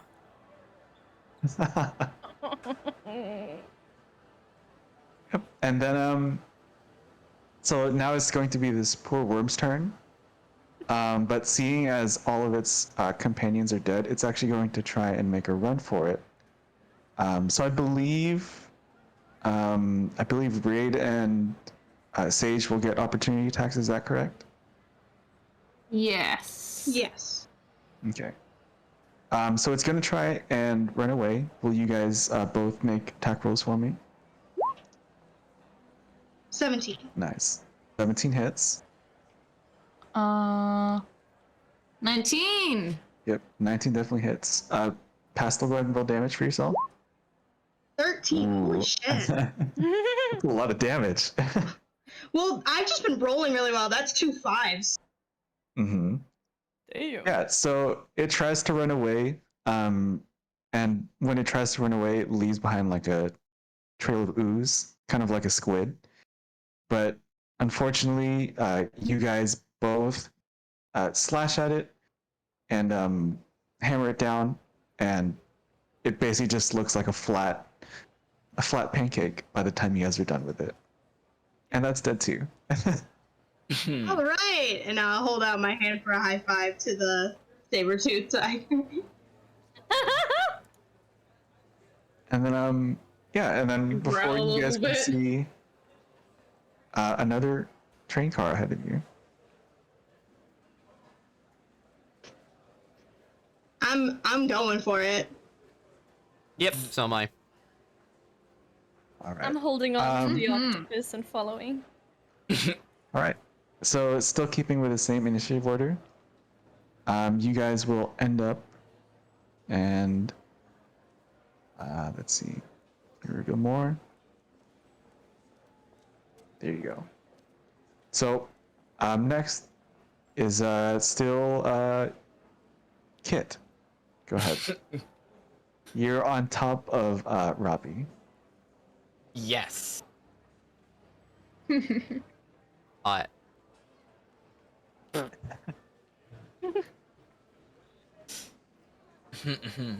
Oh man, I could have just invisibly dashed like all the way to the front. Damn it. I just realized. True. Well, there isn't much the octopus can do. So, through the octopus kit, we'll just say, well, if you need me, just call on me.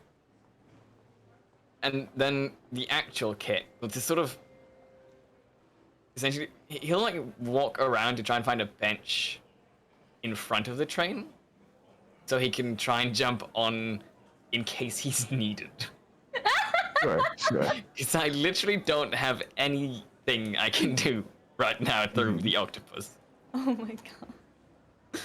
Yeah, you can see that as the train you see in the distance, it actually starts moving towards you, actually barreling towards you. If you do decide to stay on that bench, it'll probably ram you, but not just yet. But it's coming towards you. Will I be given a heads up before it rams me, or should I state my action now? Yep. In about a full round of combat, it will hit you if you do not move. Aha. Well, okay, Kit sort of gets up and just sort of prepares to jump onto it. And just try and like jump on and grab the side of it as it like goes straight past him. Gotcha. So you're holding an action to jump on the train. Yeah. Awesome. Cool. And then next is Sage. Yeah. I'm gonna just like walk up, look through to the next carriage, and if I can, just jump over. Mm-hmm. Yep. It's actually connected. Yeah, you don't even have to jump. You can just Oh. walk through to the next door. Hold on, so 5, 10, 15, 20, 30, so I can get here.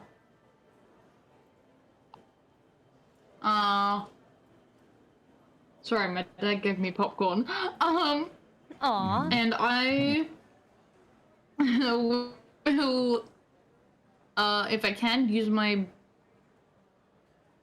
I think, I'm not sure if I could do this in wild shape. I've never once again, I don't usually play a drone. Oh, you disconnected a bit there, Astrid. Thing. Yeah. Oh, yeah, can you hear me now? Yes. It Yeah. sounds a lot better now. Yes. Oh, have we lost her again? Can you guys Yeah. We. hear me? Yeah, we can hear you. at all? Yes. Can you hear us? Oh, there's so much lag. Oh no. Or Nor? So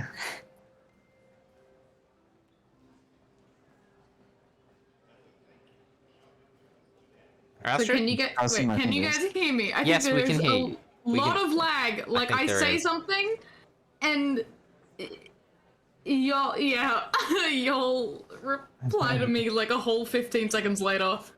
Oh, Oh, boy. wow. What? Does it sound better now, or still laggy? Wait, I'll quickly leave and then come back. Sure. Yep. No problem. Aw. She's back. Hello. Hello. Welcome back. That's a lot better. I could feel throughout the whole time I was here that there was a bit of lag. The rain outside has been going crazy, so that probably has to do with it. My fingers are crossed for you. But yeah, I think there is like a little lag, so I'll try my best to jump in. But no, that is a rogue thing. I was gonna use my bonus action to dash, but I can't do that. Yeah, that's a shame. I'll end my turn then, for now. Right. So you jump onto the train. You still look very menacing, very gothic. But you end your turn. And okay, and then Robbie, it's up to you now. Yeah, I'm gonna head in behind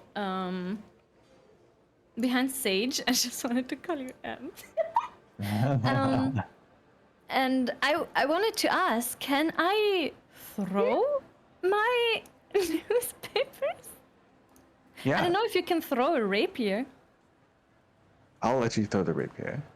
Go ahead. I'll make another newspaper roll, and I'm gonna throw it at the guy nearest to us. Okay. So, Merlin, how would you do the damage for a thrown rapier? What I It would should be dexterity. Yeah, what I was about to say is turn it into a dagger. Make it a dagger attack. That's just Gotcha. easier. So because it's a dex weapon anyways. And yeah, that's how I would rule it, but it's up to you, DM. So, yeah, make it a. Go ahead and do a dex to do your throw. Your newspaper throw. So my plus would be my dex modifier. Yeah. It should be the same. All right. It should be the same. Oh, okay, great. No, 14. Oh, so that does hit though. Oh my gosh, awesome. All right. I Mhm. unfortunately don't get sneak attack, but But you do have the privilege of having an octopus on your head. that is true. I'm very happy about that. Oh, that's 5. So yeah, so when you throw the newspaper, it actually does stick and pierce the slimy skin of the worm, and the newspaper gets stuck in it, and almost like a syringe, it kind of like starts jetting out of the liquid starts jetting out of the worm every time it squirms around. This is a nightmare. I want to go home. Yeah, your white shirt is not white anymore, and it probably will never be white again. No. I can't afford another shirt. Bobby's overalls were white when he bought them. Oh my god. Wait, God. white denim? Yep. Ugh. Oh my god. And then Raid, you're up next. Okay. The farthest I can get Blue piss. is right here. I think 10, 20, 30. Okay, so I can use both of my actions to get on the other side of the worm. So I won't be able to attack this time, but running around it to the other side to maybe help with sneak attack. Mm-hmm. Yeah, Waited that's... for you. Damn it. Huh? I could have just waited for you. Damn it. Well, you wouldn't have gotten sneak attack from a ranged weapon anyway. Oh. So, Oh. All right. but don't throw any more daggers, please. Not this way. But yeah, that'll be my turn. Okay. Quick question as a first-time DM.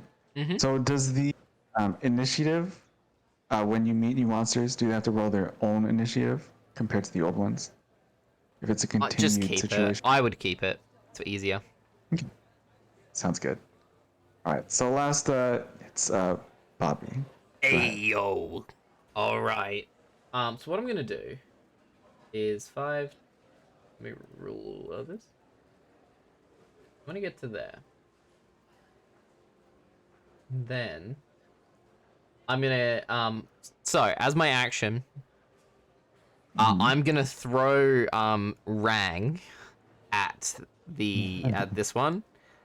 So yeah, so I'm gonna throw it because it is a thrown weapon and it can return to Oh, me. fuck. Yeah. You forgot your second attack? That's me. Oh, at you? No! Yes. That's me. Oh no. Does a 9 hit Raid? No. Okay. God. So you try to throw a ring at it, and strangely enough, it's about to hit the worm, but then it's like attracted to Raid. But luckily, the football armor that they're wearing is protective enough where it just bounces off and bounces back to you, Bobby. Yeah, it does. Well, actually, I'm gonna use my bonus action to teleport here. Okay. So as it goes to teleport, it like just disappears and reappears with me as I get here. Yep. There you go. All right. And then now.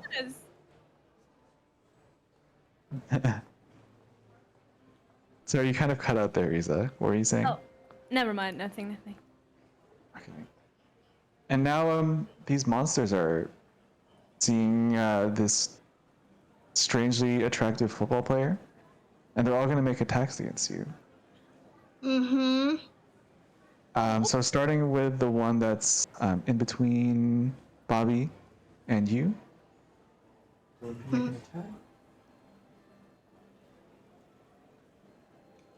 Does a 12 hit? No. I will say I built my AC to be really high, so. Okay. And so the one to the north of you will make an attack. A 7 will not hit, of Nope. course. And this third one will move and try to hit you as well. He does get advantage because Yeah. he's flanking. Flanking. Okay. It's an 18 hit. Well, does it go to defender or does it go to attacker? I goes to attacker. Okay, then yes. If it meets, it hits. Gotcha. So they're gonna roll damage.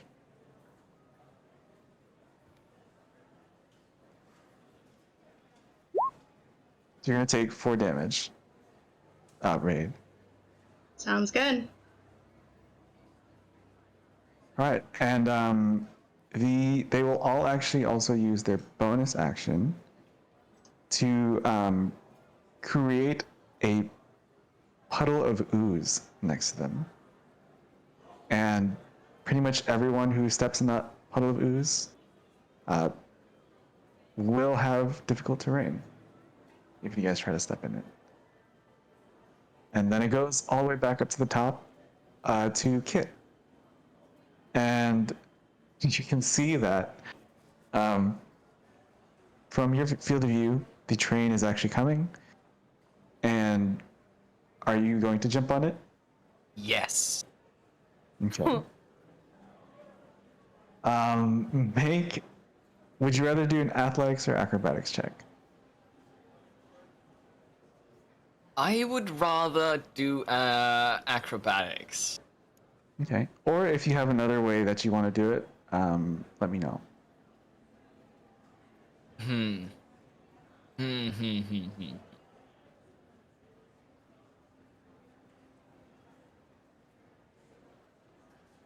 Okay, this is just me asking other players. You may disregard this.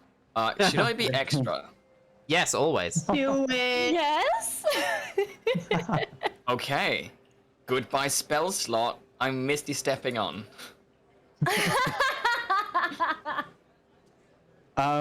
Okay, so you are actually going to Misty Step to the first cabin.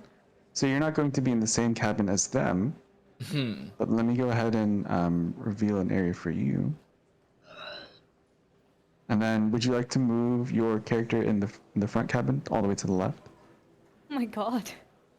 Yeah. So when you actually Misty Step onto the first cabin, you actually see this object, and with your cell phone that's on your pocket, it actually starts like flashing on and off, ringtones everywhere. Yeah, and so you're on the first cart and you're on the train now.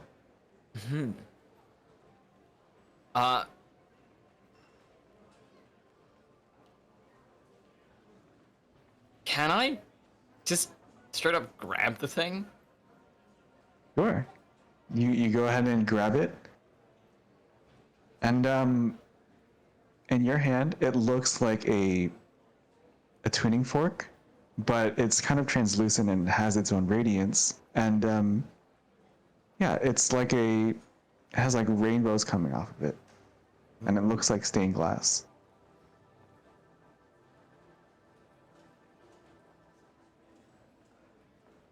Would you like to do anything else? I'll quickly just shove it into my briefcase, Okay. and then This man takes the object into his briefcase. And then I'll actually try and walk to the other cabin with the people in it. Yep. I'm going to reveal that for you. And you can go ahead and do that. This is as far as I'll walk. Actually, no, I'll dash.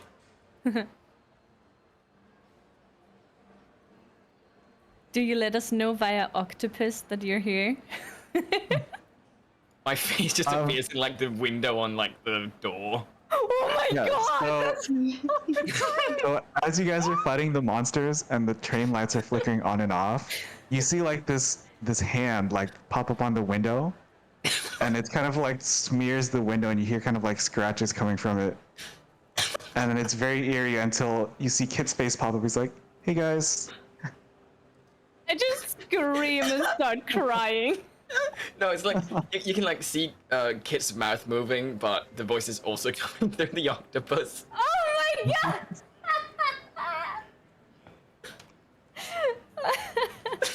Dude, you made it! Sorry, I'm late. Why are you so scary? And is that the end of your turn, Kit? Yeah. And then next is Sage. It's your turn. Atarian. I gallop with my sick paws. I don't know, no, gallop's like a horse term. I don't know, I run. I run over.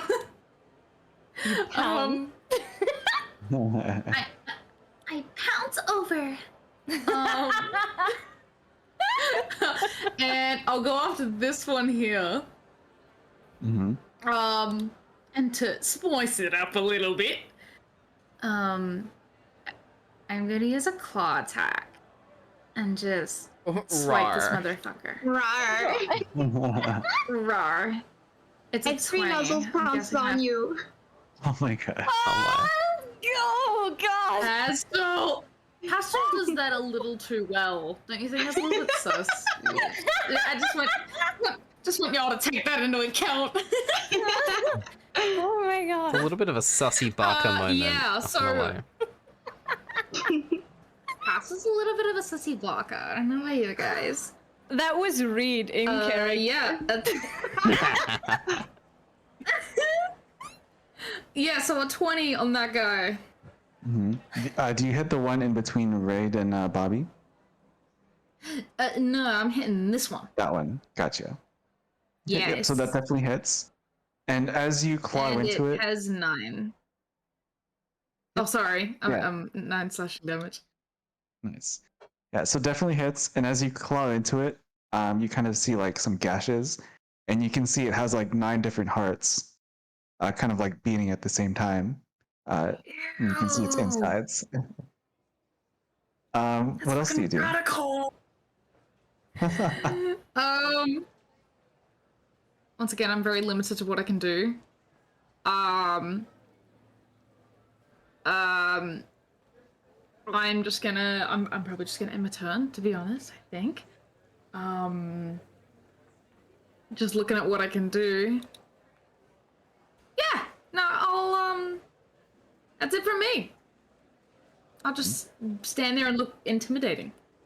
And then next, it's Robbie's turn.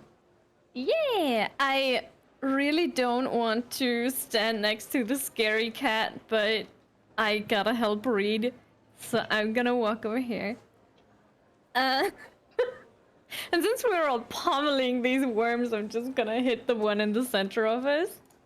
Mm-hmm. And see. I'm assuming you're gonna get advantage. I don't know if I will, to be honest. Would it, Merlin, if it's backed up against a corner with like 4 if you different wanna people? if you wanna talk technically, like no. No. Yeah. I do think that thing should count as being flanked, just because it is surrounded. Yeah, I Yeah, would I'm allow gonna it. say it's. Yeah, I would say it's advantage too. All So go right. ahead and make Otherwise, your attack roll advantage. gotcha. Okay. 1 and 2. 16 or 12. So the 16 hits. Go ahead and roll your damage. Oh, thank God. With sneak attack this time. Nice. Did it happen? Hello? Ah, there we go. Oh, there you go. That's 17. Yeah.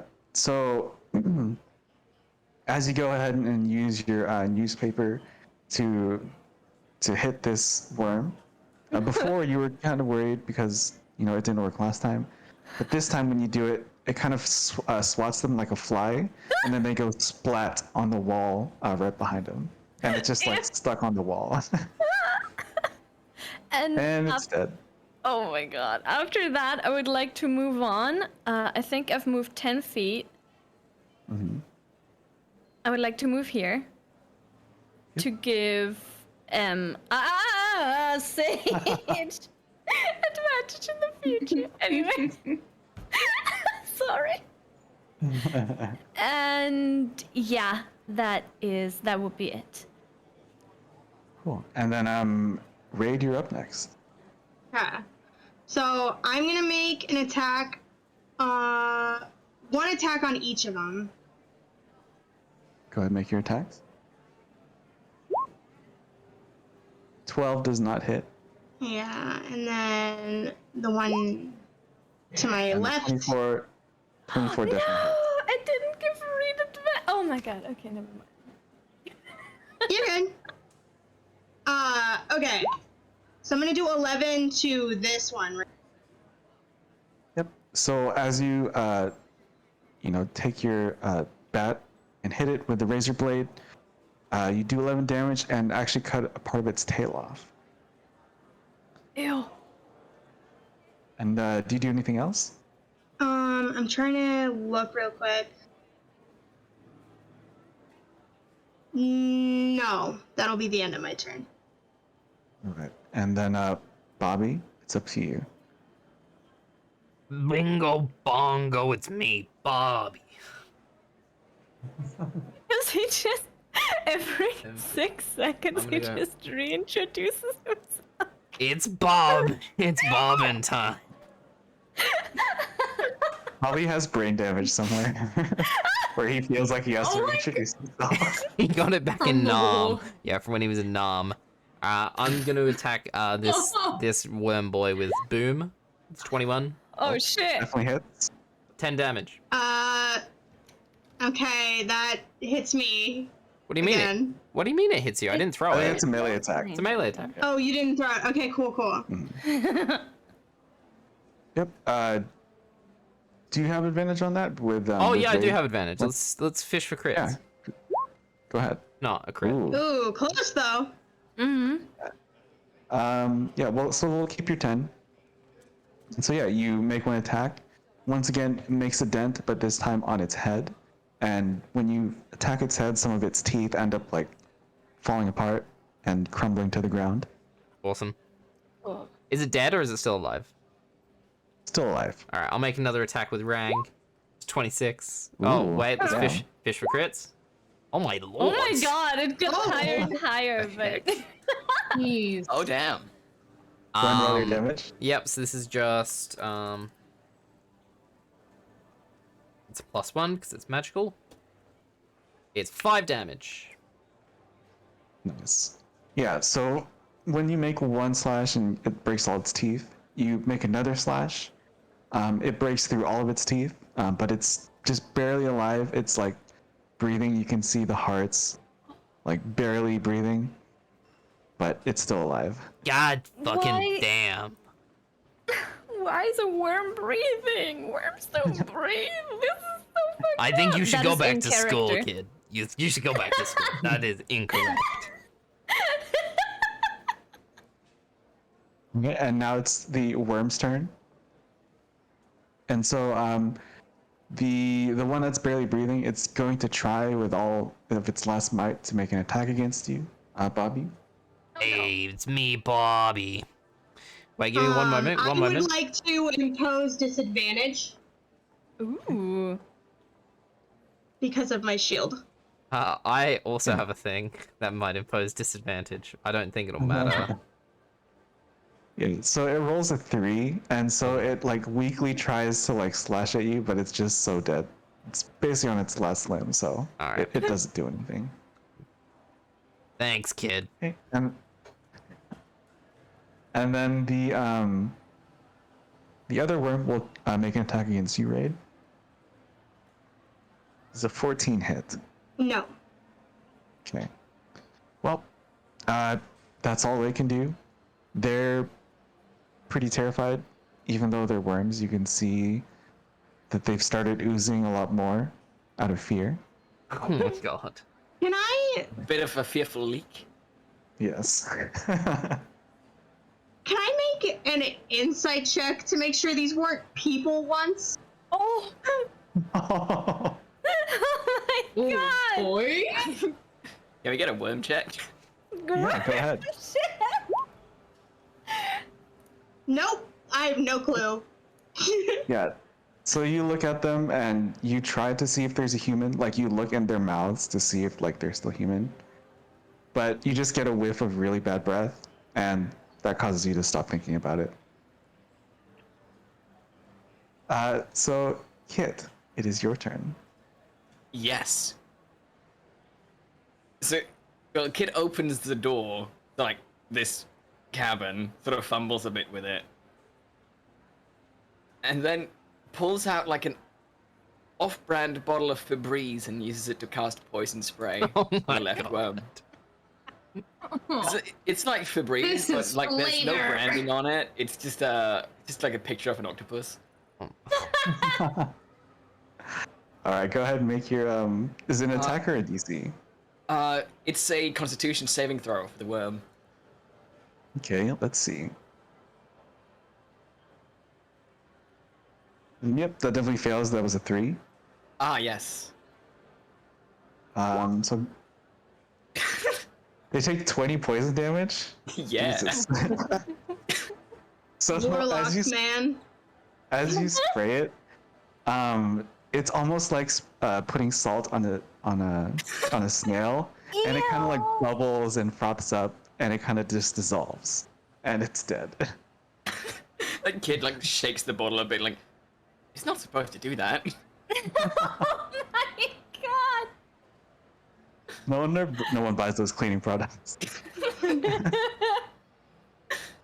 Kills Okay, 100% do you do of anything else? germs. And then just to join the party, I just woke up here. It's like, came to the wrong town. Yes, for sure. Hi there, And Kit. next, Your moistness is oddly reassuring now. Breed gives you a thumbs up. Tip's hat, moistness.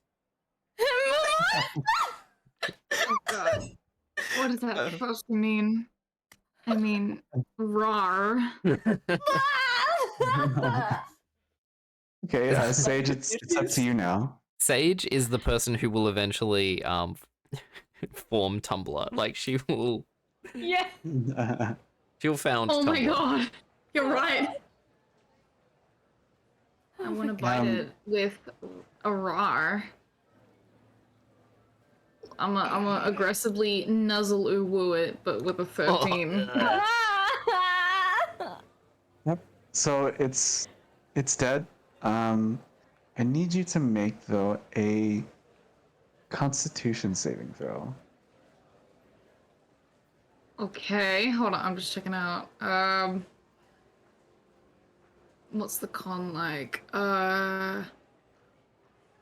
The con's a +2. Oh, it's the same score as mine. That makes it helpful. Okay. Ooh, 20! Ooh, nice. So as you bite into it, you accidentally swallow some of the worm, and you really, it's like disgusting. You feel like you're gonna gag, but luckily you're able to spit it out and not throw up. It's And just yeah, you guys, I gag a bit there. yeah, a little bit of hairball comes out, but you're all good. And yeah, you guys are officially out of combat. You're on this still moving train, and Kit has something interesting in his bag or briefcase. Yeah, I'm gonna open the briefcase and take out the tuning fork to show it to people. Yeah, I picked this up in the front of the train. I think it's what we're looking for. Oh.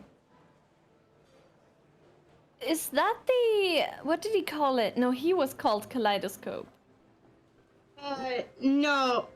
No, I think we're looking for, looking... I look. I remember the Alice in Wonderland reference. Yeah, true. Well, I don't know what it is, but it made my phone go crazy, so... I think it's related? Yeah, I hope so. Do you want to bang it against one of the chairs? See if it does something? Yeah, sure. It just finds like the nearest metal part of like a seat. Just bonks it. So as you hit it across the seat, it starts resonating with a certain frequency. And once again, as you start to move it around, the frequency actually changes, but this time it only points to a singular direction.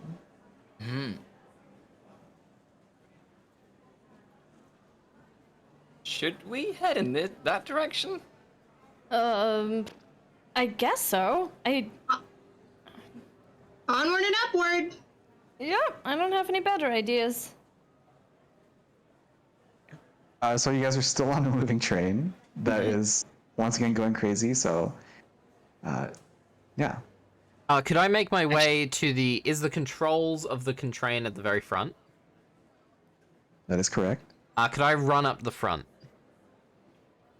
Yep. So, let me go and set that up for you guys.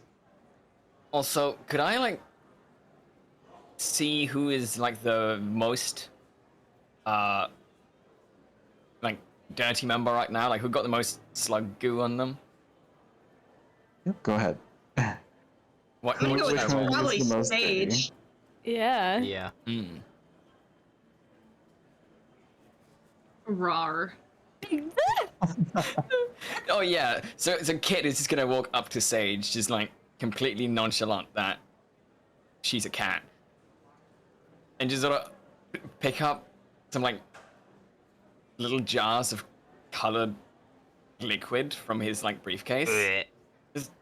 So, you're looking a bit dirty. I could sell you some of this cleaning product. It should get all I the dirt am out of your growling at fur. you. I'm sorry. I And then am. he just leaves. I am growling.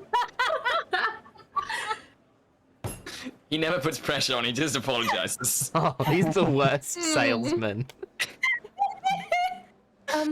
I love him. Excuse me, Kit? Yeah. Did you just say cleaning agent? Yes. I have some pocket change. Could I have one of these? Yes, of course, of course. Kid like looks up to the octopus still on Robbie's head. Like, And if you don't mind, could the octopus stay with you? I think he likes you. yeah. I kind of tried to keep it from like mixing its weird arms with my hair. Yeah, sure, that's no problem at all. I pull one of the arms off my forehead and I have those rings action cap markings on it. But yeah, I would like to purchase one of those vials.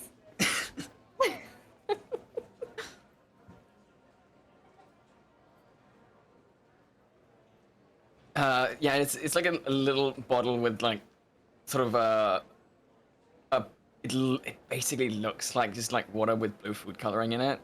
Whoa. No. What is this thing? Ooh. That is The head intense. train car. And the controls are only at the top. Ah, Cool, I'll teleport up there. cool. You guys don't have to put your tokens here. You guys can just freely explore the top of this train that is currently barreling through different stores.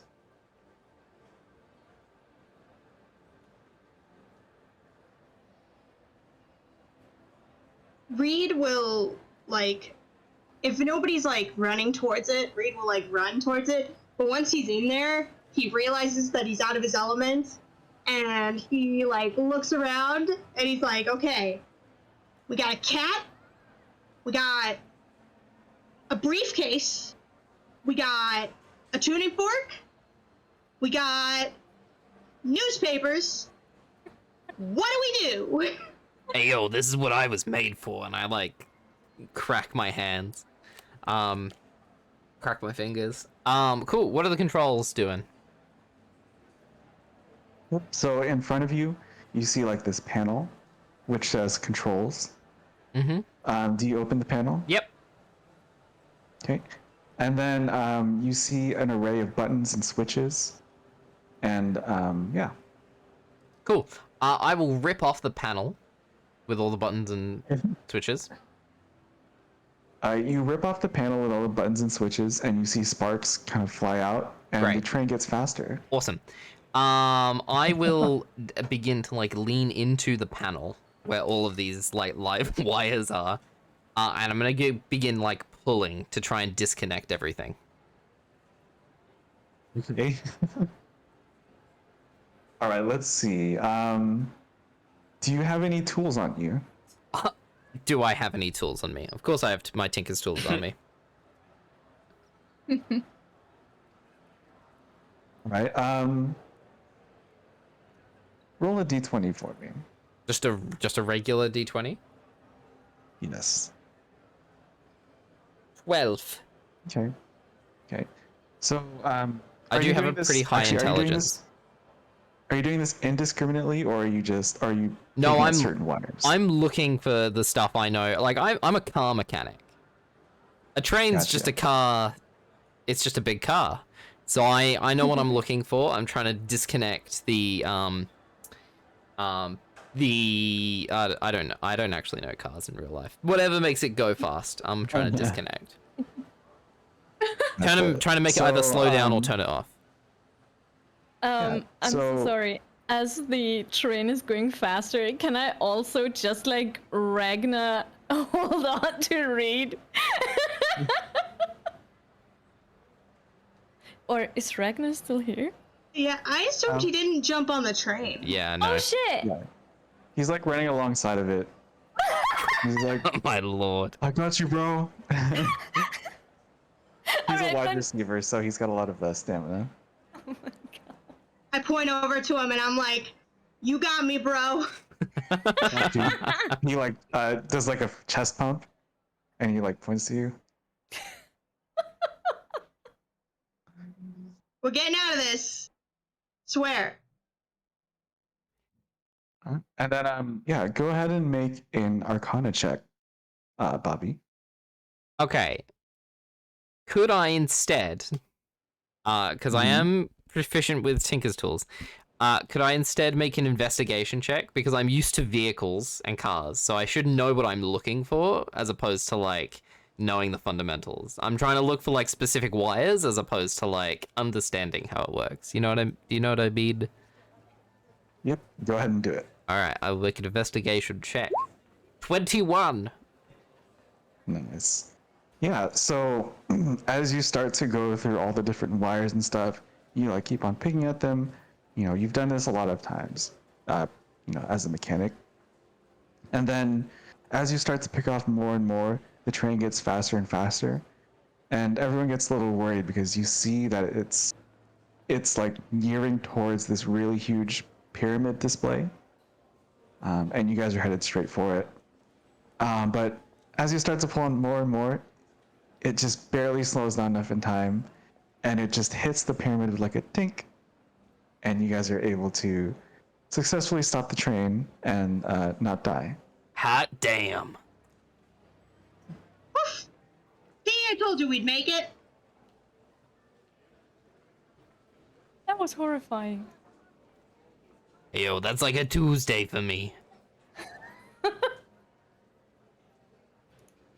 And as you guys kind of get off the train, once again, all the different screens and projectors come upon again and say, and the kaleidoscope pops on the screen, and they say, "It seems that you have found the looking glass. You must use that object to find the center of the alternatium anomaly. It seems like you already have figured out how to use it." It's not much of a looking glass, though, is it? A tuning fork. You are mistaken. The looking glass is the other half to the other object. You must find the other object. By in this order point, oh sorry. Oh, I was go just ahead. gonna say by this point I've untransformed back to myself. And I'll just As set a you- kaleidoscope What do you mean as a second object? We didn't sign up for that. So as you transform back to your regular shape, you almost like come out of like a blossoming black rose flower, and you like come out into your normal tiefling form. That's amazing. That is. And Kaleidoscope says to you, the other object is the lesser important, but it is part of two different one whole piece. The other instrument is held by the stranger, but at this point it will be impossible to receive it from them. Oh, great. While he's talking, Reed will like put out his hand for the tuning fork from Kit. And if he's given it, he'll try to like look through the tuning fork like it is like a magnifying glass that just isn't working correctly. And Kit just gives you. Yeah, and as Raid looks into the looking glass, strangely enough, it does look like the mall, but you can see swirls of like clouds and like red mist through the looking glass. And when you stop looking through the looking glass, it all disappears. Whoa! Guys, come check this out! Like while he's talking, while Kaleidoscope is talking.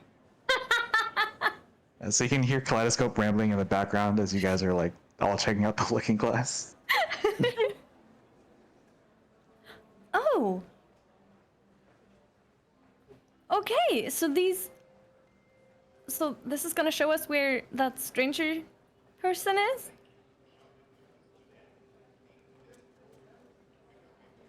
Are you talking to Kaleidoscope or? I'm more like talking towards Reed as I'm looking through that glass. I think so, but I also think your phone is gonna come in handy. So like, don't put that away. So out of character. Mm-hmm. What's happening is there's two paths, right? One of them is to the core, which is what we have to take out, and one of them is towards the stranger who has the other half of the looking glass. So do you want me? So the Kaleidoscope was saying that the looking glass, when you use it as like a tuning fork, it points towards Alternatium, but specifically the one with the highest source of Alternatium radiation, Okay. as opposed to the electronics, which just kind of go to every single source. So,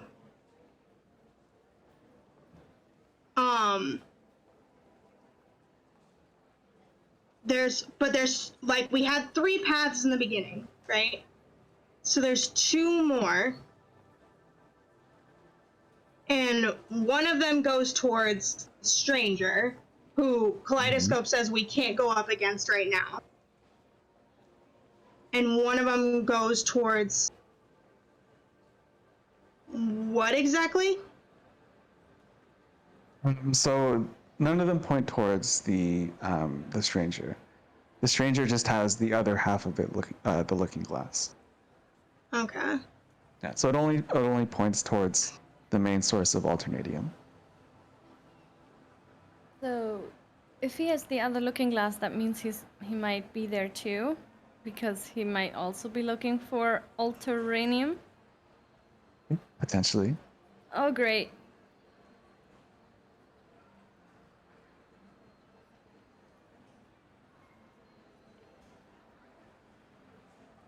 You hear Kaleidoscope. What are you waiting for? You must hurry before the Alternatium brings in more monsters into your world.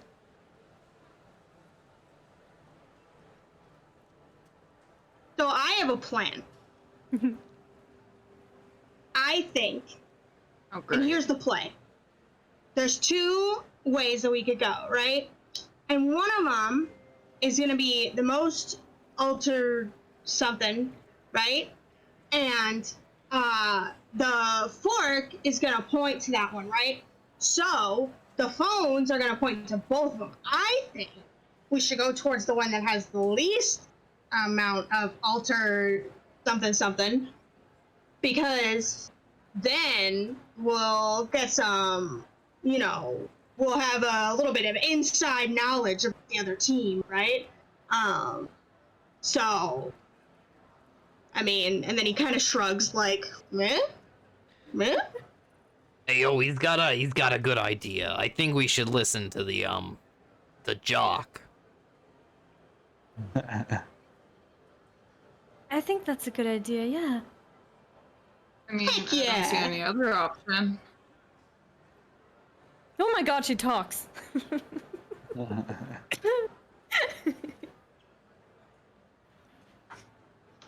And Oh then, my god. do we want to pick this up another day? We'll wrap it up in like the next 10 minutes or so. Sure. That's all right, Okay. guys. Hmm. Is that cool with you, everyone? Yep. Yeah. Cool. And so, Okay. Sorry. where are you guys headed? We're using the tuning fork to find the most of the ultranium, right? And we're going to go the other direction. Okay. Just whatever that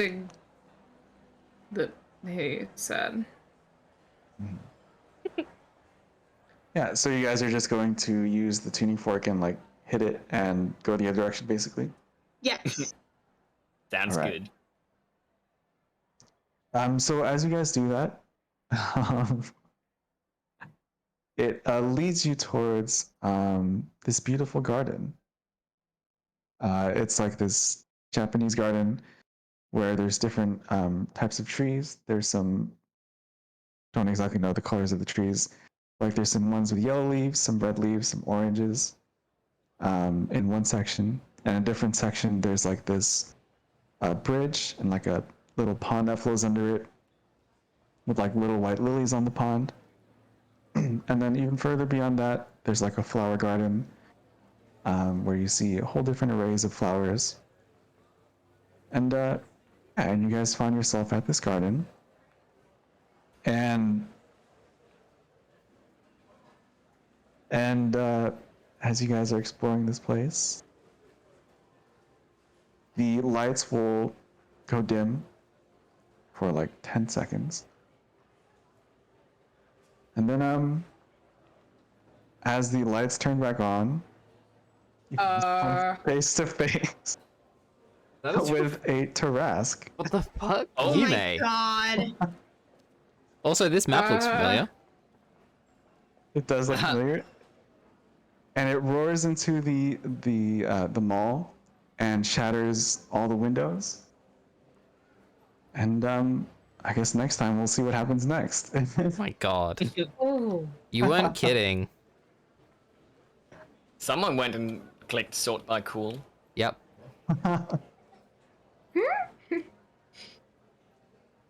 Yeah, but I really enjoyed today. I had a lot of fun. I hope you guys had a lot of fun as well. Yes. I'm excited for part It was two. Hell super yeah.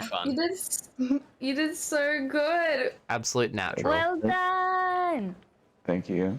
Yeah, I want to see how you guys face off against this next monster next time. And so let's go ahead and hashtag plug ourselves, going in the opposite order this time. Merlin, the humble player. Bing bong. Hi everyone. I'm Merlin the Magister. I play Apex on my channel. I also build minis here with Pastel, and I also DM for our main game, Heralds. Yeah, Hell yeah. this is me.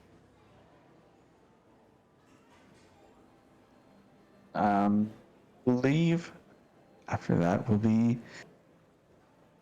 soon to be, maybe, not yet judged plant killer, Riza.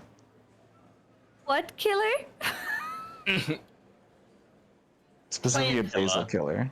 Yeah. Hi, I'm Reza.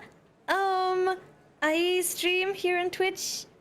Thank you so much for running today's game, Yume. You've done really well. You've certainly done better than I did my first time DMing.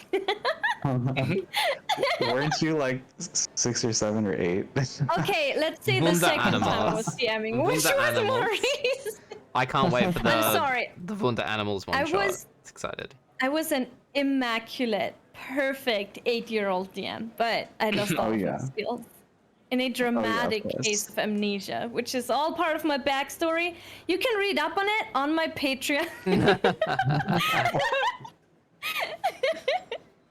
But no, seriously, well done, and thank you so much.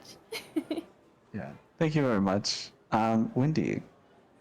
Yes. I'm glad I could get some very disgusted reactions from Kit today. I worked hard to make him gross. So gross, and why do I like him so much? But yeah, I mainly play a bunch of video games and have a lot of fun on my channel. So check that out if you just like random video games. Oh, cool. Astrid Arcana. That's me. Mario? Hello, everyone. It's me, Astrid. I stream here on Twitch. I play mainly RPGs, and I also make a bunch of art over on my Twitter and Instagram. So if you want to see that, feel free to stop. Feel free to stop by. That's right. I almost said real fee to stop by.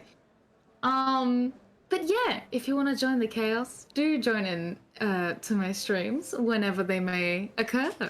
Yeah. And thank you, Yume, for such a good game today, and I can't wait for the next part. Yeah, thank you so much. And of course, last but not least, Pastel. Hi, I am Pastel the Snake on both Twitch and Twitter. I just want to say that I am continually impressed with everyone on this channel. How versatile, like, you guys have been. Like, just wow. On my channel, we're gonna play a bunch of different video games this week. We also play a different TTRPG called Glitter Hearts, which is like a magical girl anime kind of TTRPG. We play at 8 p.m. Central Daylight Time, and yeah, pretty proud of that. So. Awesome. And thank you everyone for tuning in today and watching my first ever game, the Uncanny Events, the happening in 1981. I am also excited for part 2, and I want to see how these guys will deal with what's coming up next. The And Tarrasque. Level 6 Terras. and yeah, I'm Usubena Yume. I'm the dungeon master for today, and I hope I can do part 2 soon enough. Thanks for coming over to VTuber Tabletop. Appreciate all the love, and thank you to my teammates again for being there for my first ever game. Aw, shucks. Of course. All right, Merlin, that's the end of our show. Can't we have the same thought? You ready, Astrid? Huntress Venus? Yeah. Say hi to us. Throw rocks at her. You got the emote. Amazing. Mm-hmm. Alrighty. Yeah, well, thank you, everyone. Yep, let's go ahead and wrap it up, Merlin. Alrighty. Thank you for watching, everybody, and we will see you on the other side. Goodbye. Bye. Bye.